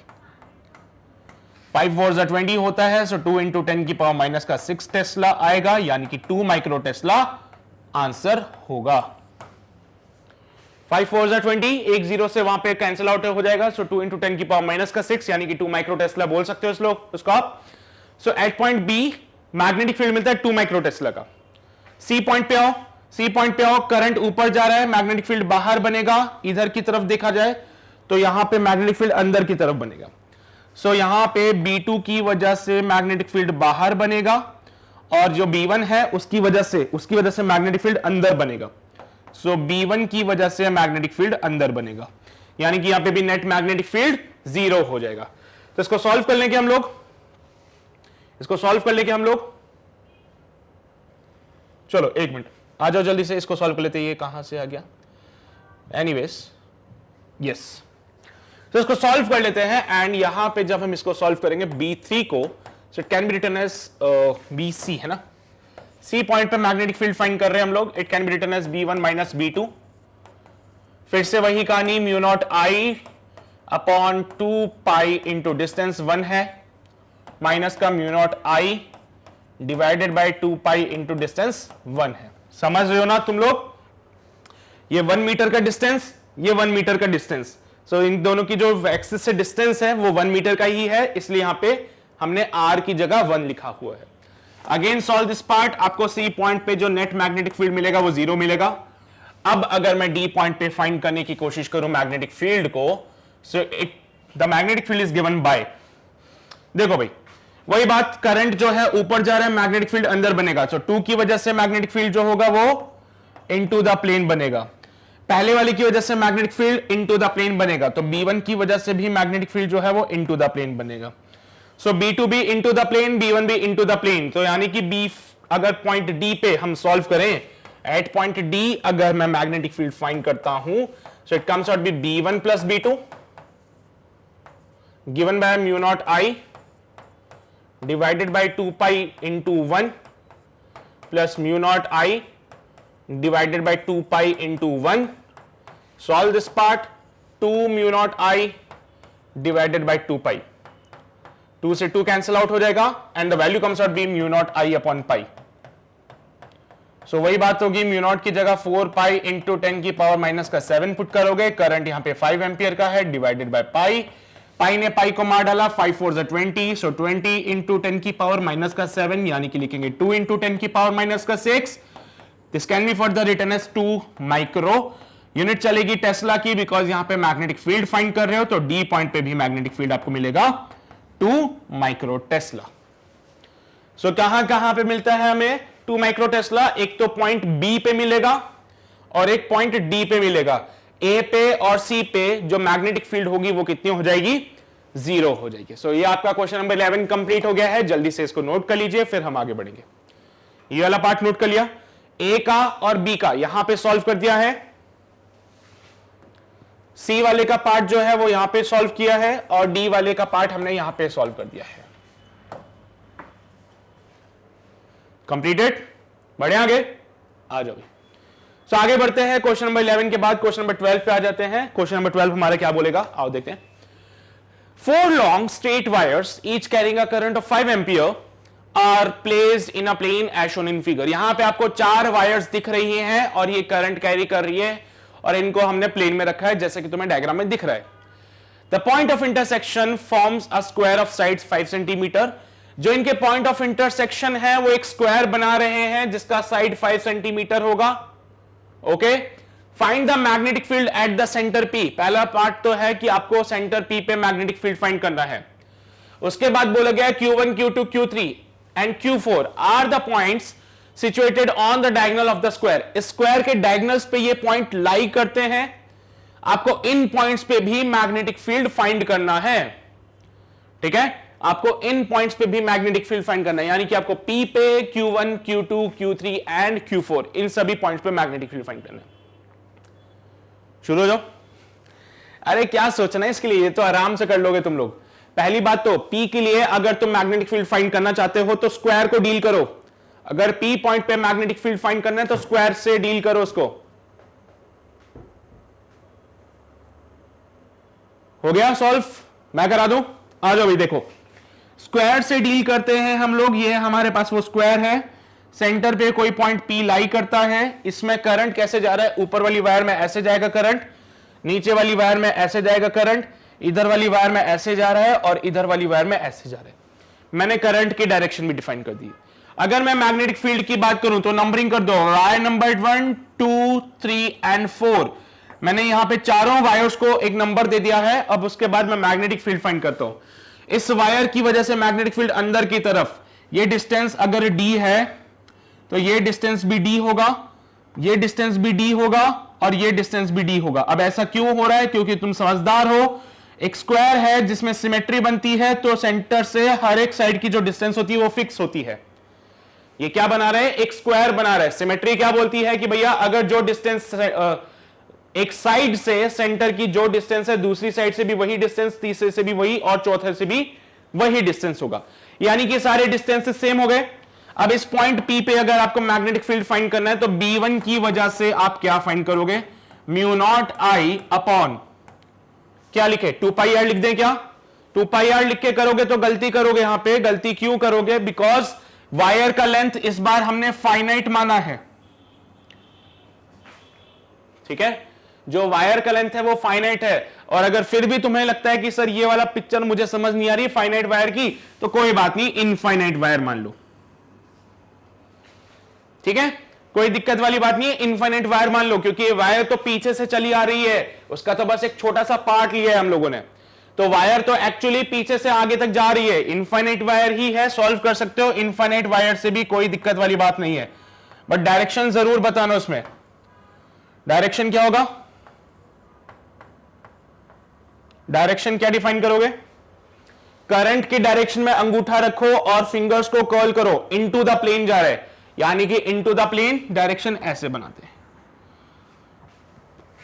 सेकंड वाली की वजह से देखो यहां पे मैग्नेटिक फील्ड बाहर आ रहा है, सो B2 की वजह से भी यही बनेगा, mu naught I upon 2πd, because जो सेकंड वाली वायर है वो भी एक इनफाइनाइट वायर का ही पार्ट है, सेकंड वाली वायर जो है वो भी एक इनफाइनाइट वायर का ही पार्ट है, so same formula can be applicable here, but direction की बात करें तो it's coming out of the plane, तो यहां पे डॉट से रिप्रेजेंट कर दिया B2 को। थर्ड वाले के लिए देखो फिर से एक इनफाइनाइट वायर का कुछ पार्ट है ये, तो यहां पे करंट के डायरेक्शन में अंगूठा रखा, फिंगर्स कर्ल की बाहर आ रही है, सो B3 जो है it is equal to mu not I divided by 2πd, और ये बाहर की तरफ आता हुआ यानी कि डॉट।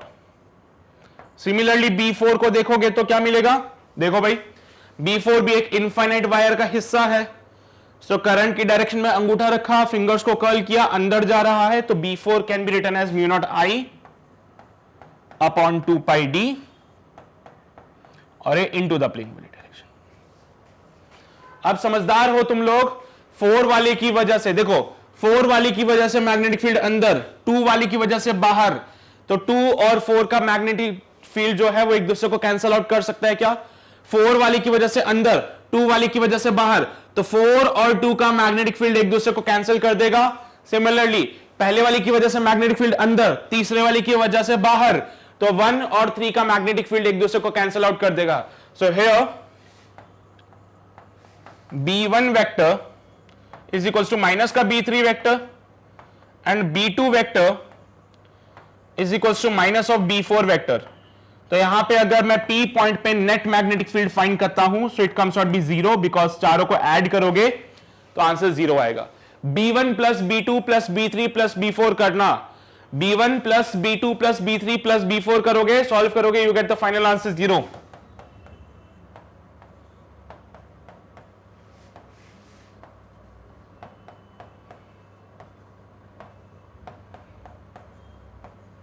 यानी कि पॉइंट P पे जो मैग्नेटिक फील्ड है वो 0 है। पहला वाला पार्ट कंप्लीट हो गया है, जल्दी से नोट करो, फिर अगले पार्ट पे आते हैं जो बहुत ज्यादा इंपॉर्टेंट है और मजा आएगा उसको सॉल्व करके। Q1 पे कैसे निकालते हैं उसके बारे में थोड़ी कहानी समझाएंगे तुम्हें। Q1 पे कैसे निकालोगे वो देखना पड़ेगा ना। हो गया ये वाला पार्ट। अब आ जाओ रफ पेज पे, जहां पे हम Q1 की कहानी को बताने वाले हैं।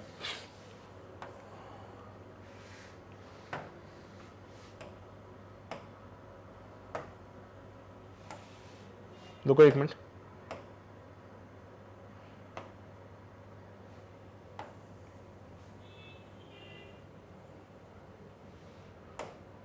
अब जो है ये ऐसे एक्सटेंड कर दिया गया, यहां से भी इसको एक्सटेंड कर दिया गया, यहां से भी एक्सटेंडेड है,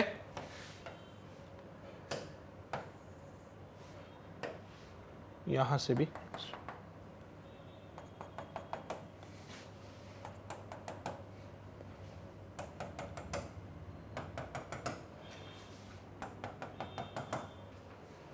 ठीक है। इनके डायगोनल्स बना लो और इनके डायगोनल पे बोलो कि भैया यहां पे पॉइंट लाई करते हैं। इनके डायगोनल बना लो और बोलो कि इनके डायगोनल्स पे वो पॉइंट लाई करता है।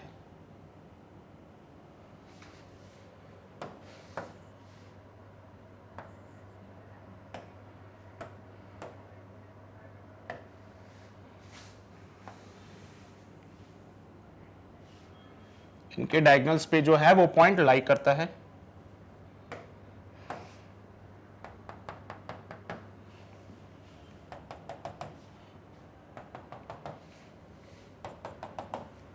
ठीक है, अब आ जाओ इस पे काम करते हैं।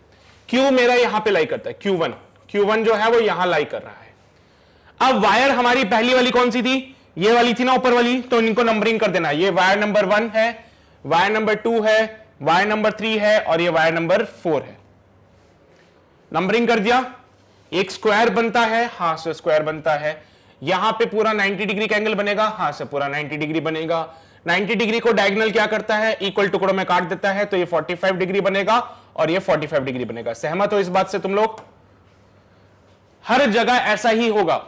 ये 45 डिग्री, ये 45 डिग्री, ये 45 डिग्री, ये भी 45 डिग्री। डायगोनल जो होता है वो एंगल को बाइसेक्ट कर देता है इक्वल पार्ट्स में। अच्छा, वैसे बाइसेक्ट बोलते टाइम इक्वल बोलने की जरूरत नहीं पड़ती है ना, वो समझ जाते कि दो इक्वल पार्ट्स में हो रहा है। सो डायगोनल क्या करेगा, एंगल को बाइसेक्ट कर देगा। Now if this angle is 45 degree तो ये भी 45 डिग्री, हां ये 45 है तो ये भी 45 डिग्री। बहुत बढ़िया। अब हमें क्या चाहिए, पहले फोर्थ वाली वायर की वजह से अगर Q1 पे आपको मैग्नेटिक फील्ड फाइंड करना है तो फोर्थ वाली वायर से Q1 का डिस्टेंस पता होना चाहिए। अगर आपको फोर्थ वायर की वजह से इस पे मैग्नेटिक फील्ड निकालना है तो इस वायर की वजह से यहां पे कितना, इनका डिस्टेंस कितना है वो निकालना पड़ेगा। तो x को कैसे निकालोगे, आओ उस पर चर्चा करते हैं। x को कैसे निकाल सकते हैं? कुछ गिवन है क्या data? Point P that is equal to, अच्छा ये देखा ना, Q1, Q2, Q3, Q4 are the point situated on the diagonal of the square at a distance from the P that is equal to the length of the diagonal.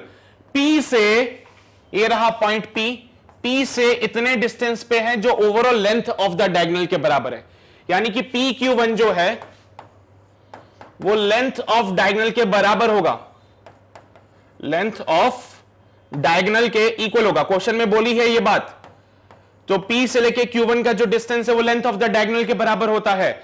अगर नीचे वाला ये 5 centimetre का है, साइड वाला 5 centimetre का है, तो ये जो लेंथ बनती है वो 5√2 सेंटीमीटर हो जाती है। सो हमारे पास PQ1 जो है वो है 5√2 सेंटीमीटर। अगर ये 5 सेंटीमीटर है, ये 5 सेंटीमीटर है, तो ये पूरा 5√2, ये 5 सेंटीमीटर, ये 5 सेंटीमीटर है, तो ये वाली लेंथ 5√2। सो P से लेके Q1 का जो डिस्टेंस है वो 5√2 है। यहां पे आके पॉइंट काट दिया A, यहां पे आके एक पॉइंट काट दिया आपने A। अब ध्यान से देखना, क्या ये A जो है वो PQ के बीच में लाई कर रहा है? तो मुझे डायग्राम से तो नहीं दिखेगा, बट हां भावने समझ जाना इसकी। PQ1 इज द डायगोनल, उसमें ये वाला पार्ट जो है वो कितना होता है, 5√2, 5/√2 होता है। पता होगा तुम लोगों को, किसी भी डायगोनल का जो आधा होता है 5/√2 होता है। तो ये लेंथ अगर 5/√2 है, किसी भी डायगोनल का आधा जो होता है 5/√2 होता है। नहीं पता? यहां पे ये A है, ये B है, ये C है और ये D है। सो A से लेके C का जो डिस्टेंस है वो डायगोनल है। AC जो है वो डायगोनल है और AC का जो लेंथ होता है वो होता है 5√2 सेंटीमीटर। A से लेके C तक का जो लेंथ होता है 5√2 होता है। P is the mid point, is the mid point. So अगर P एक मिड पॉइंट है तो यहां पे AP जो होता है वो 5√2/2 हो जाता है, जिसको कि लिख सकते हो 5/√2 सेंटीमीटर। तो यहां पे देखा A से लेके P तक का डिस्टेंस है 5/√2 सेंटीमीटर, तो A से लेके Q1 तक का जो डिस्टेंस होगा वो भी कितना हो जाएगा, 5/√2। तो यहां से A से लेके P तक का जो डिस्टेंस है 5/√2 सेंटीमीटर है, तो A से लेके Q1 का जो डिस्टेंस होगा ये भी 5/√2 सेंटीमीटर होगा। सहमत हो इस बात से कि नहीं हो, बताओ पहले। ये पूरा AC डायगोनल है, P उसका मिड पॉइंट है, तो A से लेके P तक का जो डिस्टेंस है 5√2/2 किया तो 5/√2 सेंटीमीटर मिला। सो PQ1 डायगोनल है, PQ1 डायगोनल के लेंथ का है, हां सर, PQ1 का जो लेंथ है वो डायगोनल के बराबर है। तो पी ए 5/√2 है, तो रिमेनिंग क्या हो जाएगा 5/√2। ये ट्राइंगल को थोड़ा अच्छे से बना लेते हैं, इस ट्राइंगल को मैं थोड़ा अच्छे से बनाता हूं, ये नाम दे देता हूं M। सो Q1MA, इस ट्राइंगल को देख लेना एक बार। ये A पॉइंट है, ये Q1 है, ये M है। मुझे ये डिस्टेंस X चाहिए, ये 5/√2 सेंटीमीटर है और ये 45 डिग्री है। तो क्या मैं x नहीं निकाल सकता हूं? ये परपेंडिकुलर, ये हाइपोटेन्यूस, साइन थीटा का फॉर्मूला लगा दो यहां पे। तो x निकालने के लिए x क्या है? पॉइंट का वायर से डिस्टेंस है x। क्या है? इस पॉइंट का वायर से डिस्टेंस है x। x निकालते हैं सबसे पहले। So using the formula of sine theta we can simply say that sine theta is equals to perpendicular upon hypotenuse. Theta यहां पे 45 डिग्री है, तो साइन 45 डिग्री हो जाएगा। परपेंडिकुलर कौन है? x है, तो x डिवाइडेड बाय 5/√2। साइन 45 की वैल्यू 1/√2 होता है, तो जो सॉल्व करोगे तो x का वैल्यू मिलेगा 5/2 सेंटीमीटर।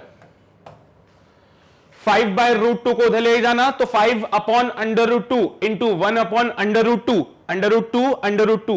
√2 हो जाता है, तो 5/2 सेंटीमीटर आएगा x। मतलब कि Q1 का डिस्टेंस फोर्थ नंबर की वायर से है 5/2, फोर्थ वायर और सेकंड वायर के बीच का डिस्टेंस है 5। So distance of Q1 from the second wire is 5 + 5/2 centimetre. यहां पे आके बहुत ज्यादा दिमाग खराब हो जाता है, मैं समझ सकता हूं। अभी तक की कहानी बहुत सिंपल चल रही थी, पर मुझे Q1 का डिस्टेंस बताना पड़ेगा वायर से, तभी तो आप मैग्नेटिक फील्ड निकालोगे। According to the formula B is equals to μ0I upon 2πd। D क्या होता है? D होता है वायर से पॉइंट का परपेंडिकुलर वाला डिस्टेंस, सॉरी वायर से पॉइंट का जो डिस्टेंस होता है वो हम D लेते हैं। Q1 का वायर से डिस्टेंस पता है क्या तुम्हें? नहीं पता। Q1 का इस वायर से डिस्टेंस पता है क्या तुम्हें? नहीं पता। पर क्या अब पता चल चुका है? हां, अब पता चल चुका है। ये वाली डिस्टेंस पता थी, लेकिन ये x पता था क्या? नहीं पता था। तो अब सॉल्व करो Q1 पे मैग्नेटिक फील्ड। तो सबसे पहली चीज मैं सॉल्व करूंगा यहां पे magnetic field at point Q1, तो इसको लिखते हैं BQ1। तो सबसे पहले होगा magnetic field because of the first wire. फिर कैसे जाएगा वो? कहां गया वो डायग्राम हमारा? पहली बात तो करंट की डायरेक्शन, इसमें करंट जा रहा है ऐसे, इसमें करंट जा रहा है ऐसे, इसमें करंट जा रहा है ऐसे, और इसमें करंट जा रहा है ऐसे। उसमें उल्टा बना दिया मैंने करंट का डायरेक्शन ना।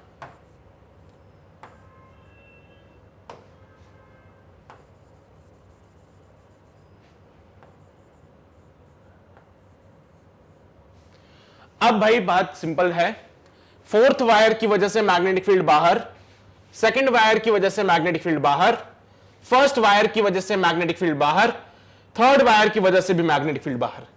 चारों वायर की वजह से Q1 पे मैग्नेटिक फील्ड बाहर आ रहा है। सो BQ1 को जब आप लिखोगे तो क्या लिखोगे? B1 + B2 + B3 + B4। समझे बात को अब? हां, समझ गए। जरा देखो तो यहां से डिस्टेंस कितना है? पहली वाली वायर से डिस्टेंस, अरे ये भी तो x के बराबर ही है। जो डिस्टेंस ये है वही डिस्टेंस तो ये है। नहीं समझे? अरे यार ये 5/√2, ये 45 डिग्री एंगल, तो बताओ ये भी कितना होगा? 5/2। तो ये डिस्टेंस सारी डिस्टेंस बराबर है। मतलब कि फोर्थ वायर से डिस्टेंस है 5/2, फर्स्ट वायर से डिस्टेंस है 5/2, सेकंड वायर से डिस्टेंस है 5 + 5/2, थर्ड वायर से डिस्टेंस है 5 + 5/2। करके देखते। सो पहले तो फर्स्ट वायर की वजह से लिखेंगे magnetic field μ0I upon 2π 5/2 centimetres. कहानी सेंटीमीटर्स में चल रही है ना? हाँ, तो इंटू 10 की पावर माइनस का 2 लगा देना, प्लस पहली वायर जो पास में थी Q1 के, पहली वायर जो Q1 के पास में थी, कहां है वो, देखो ये रही पहली वाली वायर, Q1 के पास में है तो 5/2, दूसरी वायर Q1 से दूर है, कितना डिस्टेंस 5 प्लस 5/2, ये Q1 है, ये दूसरी वायर है 5 प्लस 5/2, कर दो यहां पे, बार बार यहां क्यों जा रहे हैं हम लोग, 5 प्लस 5/2, तो यहां लिखेंगे mu not I upon 2 pi 5 plus 5/2 into 10 की पावर माइनस का 2, प्लस फिर आएंगे थर्ड वायर पे, कहां है थर्ड वायर, ये रही नीचे, 5 मीटर सेंटीमीटर का डिस्टेंस और ये 5/2, तो ओवरऑल डिस्टेंस होगा 5 प्लस 5/2, देखा थर्ड वायर से पहले तो फर्स्ट वायर का डिस्टेंस 5 सेंटीमीटर और ऊपर 5/2 और ऐड करना पड़ेगा, so your distance can be written as 5 plus 5/2, तो फिर से लिखोगे mu not I upon 2 pi, और डिस्टेंस कितना है 5 प्लस 5/2, सेंटीमीटर में चल रहा है, मीटर में कन्वर्ट करने के लिए 10 की पावर माइनस 2 से मल्टीप्लाई कर देते हैं। उसके बाद फोर्थ वायर की बात आती है, तो फोर्थ वायर कौन सी है जो पास में रखी है, डिस्टेंस होगा 5/2 सेंटीमीटर का, मीटर में कन्वर्ट करोगे 10 की पावर माइनस का 2 बनेगा। फोर्थ वायर कहां है, ये रही आपकी फोर्थ वायर, फोर्थ वायर से डिस्टेंस है 5/2 का, ये चौथी वाली वायर है उससे डिस्टेंस है 5/2 का, तो अब डिस्टेंस 5/2 लगा लो यहां पे और सॉल्व करो, जो चीजें कॉमन आ सकती है उनको कॉमन ले लो, उसके अलावा बची हुई चीजों को सॉल्व करो, देखो क्या आंसर आता है। किया ट्राई, अरे कुछ नहीं करना है, पहले कॉमन वाली चीजें बाहर निकाल लो, जैसे कि mu naught I upon 2 pi और इंटू 10 की पावर माइनस का 2, सब में कॉमन है, बाहर आ गया, यहां बना 1/5/2 प्लस 1/5 प्लस 5/2 कितना होता है, हाँ 15/2 होता है क्या, 15/2 प्लस यहां पे भी क्या बनेगा 1/15/2 प्लस 1/5/2। अब देखो और क्या कॉमन आ रहा है, सब में से अगर मैं 5/2 फिर से निकाल दूं तो निकाल दो, तो पहले तो इसको सॉल्व करते हैं, म्यू नॉट की जगह 4 पाई इंटू 10 की पावर माइनस का 7, करंट कितना भेजा था हम लोगों ने, करंट भेजा था 5 एंपियर का, तो पुट करेंगे यहां पे 5 डिवाइडेड बाय 2 पाई इंटू 10 की पावर माइनस का 2। अब मैंने बोला 5/2 सब में से कॉमन आएगा, तो 5/2 बाहर निकाल दिया, तो ये बना 1/1 प्लस 1/3 प्लस 1/3 प्लस 1/1, क्योंकि 5 3 15 होते हैं, तो 5 अगर बाहर रह गया तो 3 रह गया, 5 ने 5 को मार दिया, 2 ने 2 को मार दिया, 4 पाई ने पाई को मार दिया, 10 की पावर माइनस का 2 ऊपर चला जाएगा, बनेगा 4 इंटू 10 की पावर माइनस का 5।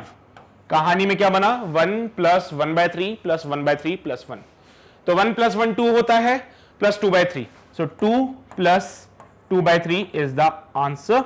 इसको फर्दर सॉल्व करोगे, 3 2 6 7 8 8/3, तो इसको सॉल्व करके जो हमें आंसर मिलेगा आगे सॉल्व कर देता हूं क्योंकि स्पेस एक्स्ट्रा है यहां पे। सो यहां पे जो Q1 पे मैग्नेटिक फील्ड मिलता है गिवन बाय 3 2 6 7 8 8 4 32/3 इंटू 10 की पावर माइनस का 5 टेस्ला, ठीक है। इसको सॉल्व करेंगे तो ये बनेगा 3 10 30.66 इंटू 10 की पावर माइनस का 5 टेस्ला। सो Q1 पे हमें मिला है मैग्नेटिक फील्ड, हाँ तो इतनी मेहनत करने के बाद Q1 पे मिला है। अब देखो तुम एक्स्ट्रा दिमाग चला सकते हो, जैसे कि मैं बता देता हूं एक्स्ट्रा दिमाग क्या है। हमें पता चल गया है कि जो वैल्यू 1 देगा वही वैल्यू 4 देगा, तो B1 और B4 सेम वैल्यू देंगे, जो वैल्यू 2 देगा वो वैल्यू 3 देगा, बिकॉज 2 और 3 का डिस्टेंस जो है वो सेम है, तो 2 का मैग्नेटिक फील्ड और 3 का मैग्नेटिक फील्ड सेम मैग्नीट्यूड के, 1 का और 4 का सेम मैग्नीट्यूड का, तो 1 और 4 को पहले अलग से सॉल्व कर लो, 2 और 3 को अलग से सॉल्व कर लो, फिर सॉल्व करो। ऐसे ही एक पॉइंट Q2 जो है वो यहां कहीं लाई करता है, देख लेते कहां है, Q2 वहां पे है। ऐसे ही एक पॉइंट Q2 जो है वो यहां लाई करता है, उस Q2 के भी सॉल्व करें, तो Q2 जो है वो 2 से तो 5/2 डिस्टेंस पे है और 1 वाली वायर से भी 5/2 डिस्टेंस पे है, तो 1 से और 2 से Q2 सेम वैल्यू देगा, क्योंकि 1 वाली वायर 5/2 पे है, 2 वाली वायर भी 5/2 पे है, तो 1 वाली वायर और 2 वाली वायर की वजह से मैग्नेटिक फील्ड सेम बनेगा। फिर फोर्थ वाली वायर जो है वो कितने डिस्टेंस पे है, 5 प्लस 5/2। थर्ड वाली वायर कितने डिस्टेंस पे है, 5 प्लस 5/2। तो थर्ड और फोर्थ का सेम मैग्नीट्यूड आ जाएगा। डायरेक्शन की बात रही तो देखो, पहली वाली की वजह से मैग्नेटिक फील्ड बाहर, दूसरे वाली की वजह से अंदर, तीसरे वाली की वजह से बाहर, चौथे वाली की वजह से अंदर। तो Q2 पे तो नेट मैग्नेटिक फील्ड 0 बनेगा। आओ बताता हूं कैसे।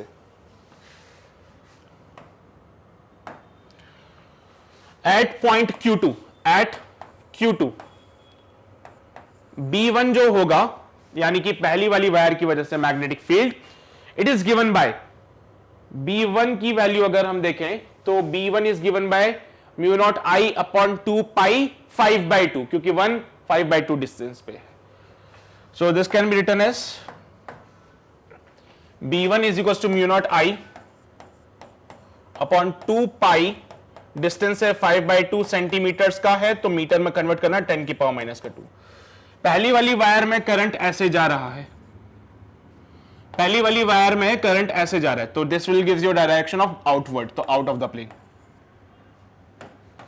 फिर मैं B2 निकाल लेता हूं, given by mu not I upon 2 pi 5/2 into 10⁻⁻²। और B2 में करंट ऐसे जा रहा है, तो ये भी बाहर की तरफ मैग्नेटिक फील्ड देगा,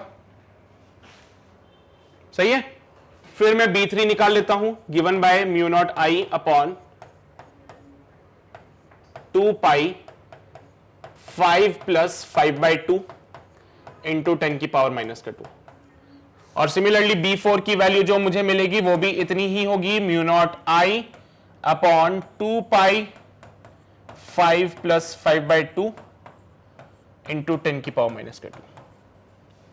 B2 की वजह से जो मैग्नेटिक फील्ड बनेगा वो बाहर की तरफ बनेगा, B4 की वजह से मैग्नेटिक फील्ड अंदर बनेगा, B3 की वजह से बाहर बनेगा।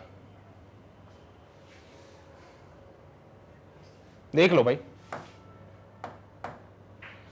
B1 की वजह से मैग्नेटिक फील्ड बाहर, B2 की वजह से अंदर, B3 की वजह से बाहर, B4 की वजह से अंदर। तो देखा, B1 की वजह से मैग्नेटिक फील्ड बाहर, B2 की वजह से अंदर, B3 की वजह से बाहर और B4 की वजह से अंदर। सो अंदर किसकी वजह से आ रहा है, 2 और 4, बाहर आ रहा है 1 और 3 की वजह से। तो 1 और 3 का मैग्नेटिक फील्ड बाहर आएगा, 2 और 4 का अंदर जाएगा।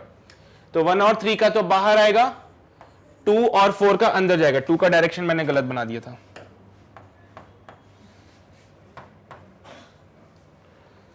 ठीक है, तो ये डायरेक्शंस हो गई है। अब अगर आपको Q2 पे मैग्नेटिक फील्ड बनाना है, so it can be written as, बाहर आते हुए वालों को पॉजिटिव बना देना, अंदर जाने वालों को नेगेटिव बना देना। सो म्यू नॉट I अपॉन 2 से 2 मार दे, 5 पाई इंटू 10⁻⁻²। बाहर वालों को पॉजिटिव लिख दो, अंदर वालों को नेगेटिव लिख दो, काम आसान हो जाएगा। माइनस का म्यू नॉट I अपॉन 2 से 2 मर जाएगा, 5 पाई इंटू 10⁻⁻²। बाहर वालों को पॉजिटिव से बना दो, तो प्लस का B3 mu naught I upon, यहां पे बनेगा 15/2, सो यहां पे 15 पाई इंटू 10⁻⁻²। क्योंकि 2 से तो 2 मार देंगे तो 15 बचेगा, तो 15 पाई 10⁻⁻²। अंदर जाने वाले को नेगेटिव से बना दीजिए, तो माइनस का mu not I upon 15 pi into 10⁻⁻²। Solve करने से आंसर आपको 0 मिलता है क्या? सॉल्व करने से आंसर आपको 0 मिलता है क्या? मुझे तो मिलता है भाई। सो Q2 पे मैग्नेटिक फील्ड 0 मिला है, Q2 पे मैग्नेटिक फील्ड 0 मिला है। अब अगर कहानी आए, हम किस पे लेके आए, Q3 पे। सो कहानी को अगर मैं Q3 पे लेके आता हूं तो क्या होगा? Q3 है कहां पे, पहले तो वो देख लेते हैं। Q3 कहां पे है, वो रहा कोने पे, तो यहां पे भी बनाएंगे Q3 को। ये रहा हमारा पॉइंट Q3, इससे 5/2 डिस्टेंस, इससे 5/2 डिस्टेंस, तो यानी कि थर्ड वायर और सेकंड वायर से 5/2 डिस्टेंस पे है। बाकी फर्स्ट वायर और फोर्थ वायर से 5 प्लस 5/2 के डिस्टेंस पे है। First wire, second wire, third wire, fourth wire, उनके हिसाब से डिस्टेंस निकाल लो। तो आ जाओ भाई, Q3 के लिए भी सॉल्व कर लेते हैं। जब मैं Q3 के लिए सॉल्व करूंगा, so this can be written as at Q3 B1 is equals to mu not I upon 2 pi R. Wire number 1 ऊपर थी, पॉइंट यहां था, 5 प्लस 5/2 का डिस्टेंस, तो 5 प्लस 5/2 इंटू 10 की पावर माइनस का 2। अब डायरेक्शन कैसी होगी? करंट जो है वो जा रहा है ऐसे इनटू द प्लेन वाली डायरेक्शन। अब ये सब कैसे बना रहे हो ये भी बता दो हमें।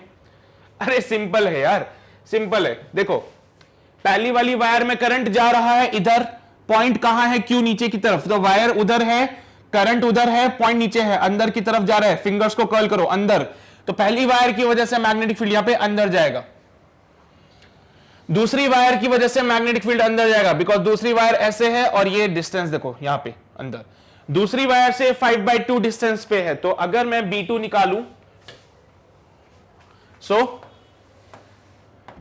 Mu naught I upon 2 pi 5/2 into 10 की पावर माइनस का 2, but what about the direction? Into the plane. अब अगर मैं B3 की बात करूं तो 3 से कितने डिस्टेंस पे है? देखो तो mu naught I upon 2 pi 5/2 into 10 की पावर माइनस का 3। अब 3 की वजह से जो मैग्नेटिक फील्ड होगा वो कैसे होगा? बोलो, देख लें क्या 3 की वजह से मैग्नेटिक फील्ड? आ जाओ भाई, ये रही थर्ड वायर, थर्ड वायर की वजह से मैग्नेटिक फील्ड इधर अंदर की तरफ जा रहा है, थर्ड वाली की वजह से मैग्नेटिक फील्ड अंदर जा रहा है। तो इसको क्रॉस से बनाएंगे, इसको बनाएंगे आप क्रॉस से। सिमिलरली अगर B4 के लिए सॉल्व करें तो this can be written as mu not I upon 2 pi 5 plus 5/2, metre में कन्वर्ट करना 10 की पावर माइनस का 2 होता है, यहां पे करेक्शन करना माइनस का 2, यहां पे इनटू द प्लेन जाता हुआ। सारे के सारे वायर की वजह से magnetic field into the plane है, तो सबको ऐड कर देना। तो नेट मैग्नेटिक फील्ड जो आपको मिलेगा it will be equals to B1 plus B2 plus B3। सबकी डायरेक्शन सेम है इसलिए सबको ऐड कर देना। तो अगेन जब ऐड करोगे तो आई थिंक आपको वैल्यू मिलेगी 10.66 इंटू 10⁻⁵, 10.66 इंटू 10⁻⁵ टेस्ला। ये वही आंसर है क्या जो पहले मिला था हम लोगों को? यस, ये वही आंसर है जो हमें पहले मिला था यहां पे, क्योंकि उसमें भी सबको ऐड कर दिया था Q1 पे। सिमिलरली अगर मैं Q4 की बात करूं तो, अगर मैं यहां पे Q4 की बात करूं तो Q4 कहां एग्जिस्ट करता है? यहां पे, ये Q4 वाला पॉइंट, ये डिस्टेंस 5/2, ये डिस्टेंस 5/2, कौन सी? फोर्थ वाली वायर और थर्ड वाली वायर से 5/2 पे है। पहली वायर से डिस्टेंस है 5 प्लस 5/2, दूसरी वायर से डिस्टेंस है 5 प्लस 5/2। ये डिस्टेंस 5/2 पहले निकाल चुके हो तुम लोग, हमेशा वही रहेगी और वैल्यू। सो चलो भाई Q4 वाले पॉइंट के लिए भी सॉल्व करते हैं, जो कि हमारा फाइनल है, और उम्मीद करता हूं यहां पे आंसर फिर से 0 आने वाला है। क्या बोलते हो तुम लोग? आंसर 0 आएगा at point Q4, at point Q4। So Q4 पे अगर हम इसको देखें तो क्या मिलता है, आओ देखते हैं। सबसे पहले मैं पहली वाली वायर की वजह से बनाता हूं जो कि 5 प्लस 5/2 डिस्टेंस पे है, given by mu not I upon 2 pi 5 plus 5/2 into 10 की पावर माइनस का 2। What about the direction? Current इधर जाएगा, फील्ड नीचे की तरफ, अंदर की तरफ जा रही है, पॉइंट नीचे है, करंट उधर जा रहा है, ऐसे बनेगा। So it will go into the plane. B2 की बात करें तो B2 जो है वो भी 5 प्लस 5/2 डिस्टेंस पे है, mu not I divided by 2 pi 5 plus 5/2 into 10 की पावर माइनस का 2। किसी को कंफ्यूजन तो नहीं है ना कि 10 की पावर माइनस 2 क्यों कर रहा हूं? वो सेंटीमीटर को मीटर में कन्वर्ट किया है। सेकंड वाली वायर में करंट ऊपर जा रहा था, सेकंड वाली वायर में करंट ऊपर जा रहा है, मैग्नेटिक फील्ड बाहर बनेगा, तो सेकंड वाले का मैग्नेटिक फील्ड बाहर बना दिया। फिर थर्ड वाली की वजह से मैग्नेटिक फील्ड निकालते हैं, given by mu not I upon 2 pi, third वाले से 5/2 डिस्टेंस पे है, इंटू 10 की पावर माइनस का 2। थर्ड वाली में जो करंट जा रहा है वो इधर ही जा रहा है, इंटू द प्लेन बनाएगा ये।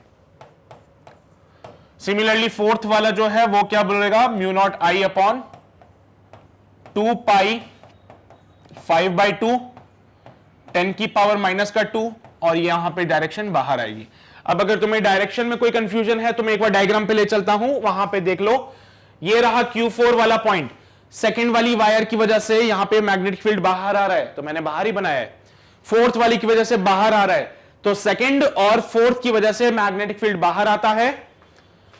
फर्स्ट और थर्ड की वजह से मैग्नेटिक फील्ड अंदर जाता है, तो फर्स्ट और थर्ड का magnetic field into the plane, second और फोर्थ का आउट ऑफ द प्लेन। तो मैंने भी यही बनाया, देखो थर्ड और फर्स्ट का इनटू द प्लेन, सेकंड और फोर्थ का आउट ऑफ द प्लेन।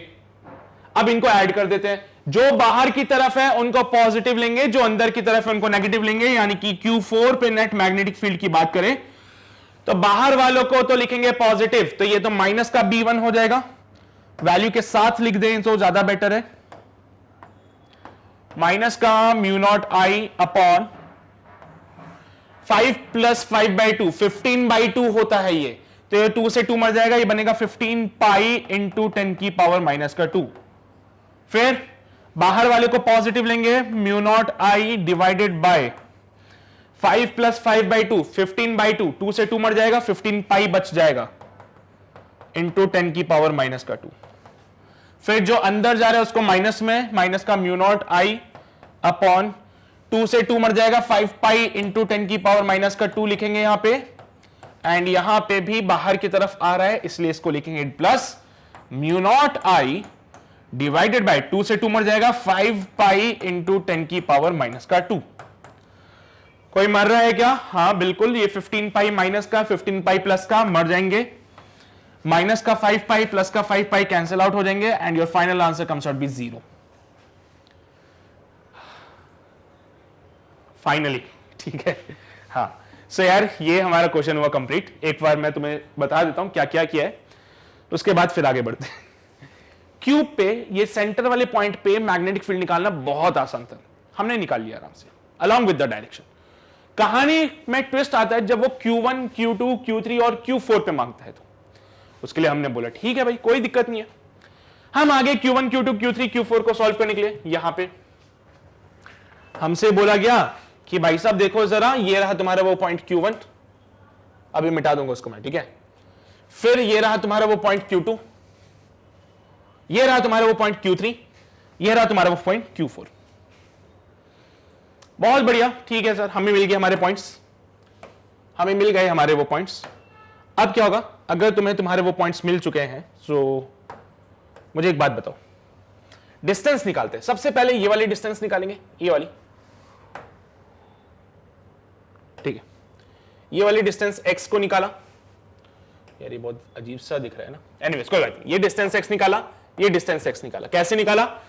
बोला गया है क्वेश्चन में कि जो सेंटर से लेके Q1 का डिस्टेंस है, सेंटर से Q1 का जो डिस्टेंस है वो लेंथ ऑफ द डायगोनल के बराबर है, ऐसा उन्होंने बोला है क्वेश्चन में, हमने कुछ नहीं बोला ऐसा, क्वेश्चन में बोला उसने कि जो सेंटर से Q1 का जो लेंथ है वो डायगोनल के लेंथ के बराबर है।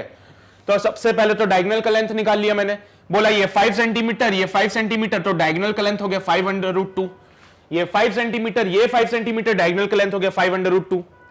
तो मैंने बोला P से लेके Q1 का जो डिस्टेंस है वो क्या हो जाएगा 5√2, तो लिख दिया 5√2। फिर मैंने देखा कि अगर AC डायगोनल है और P अगर मिड पॉइंट है तो A से लेके P तक का डिस्टेंस 5√2 होगा।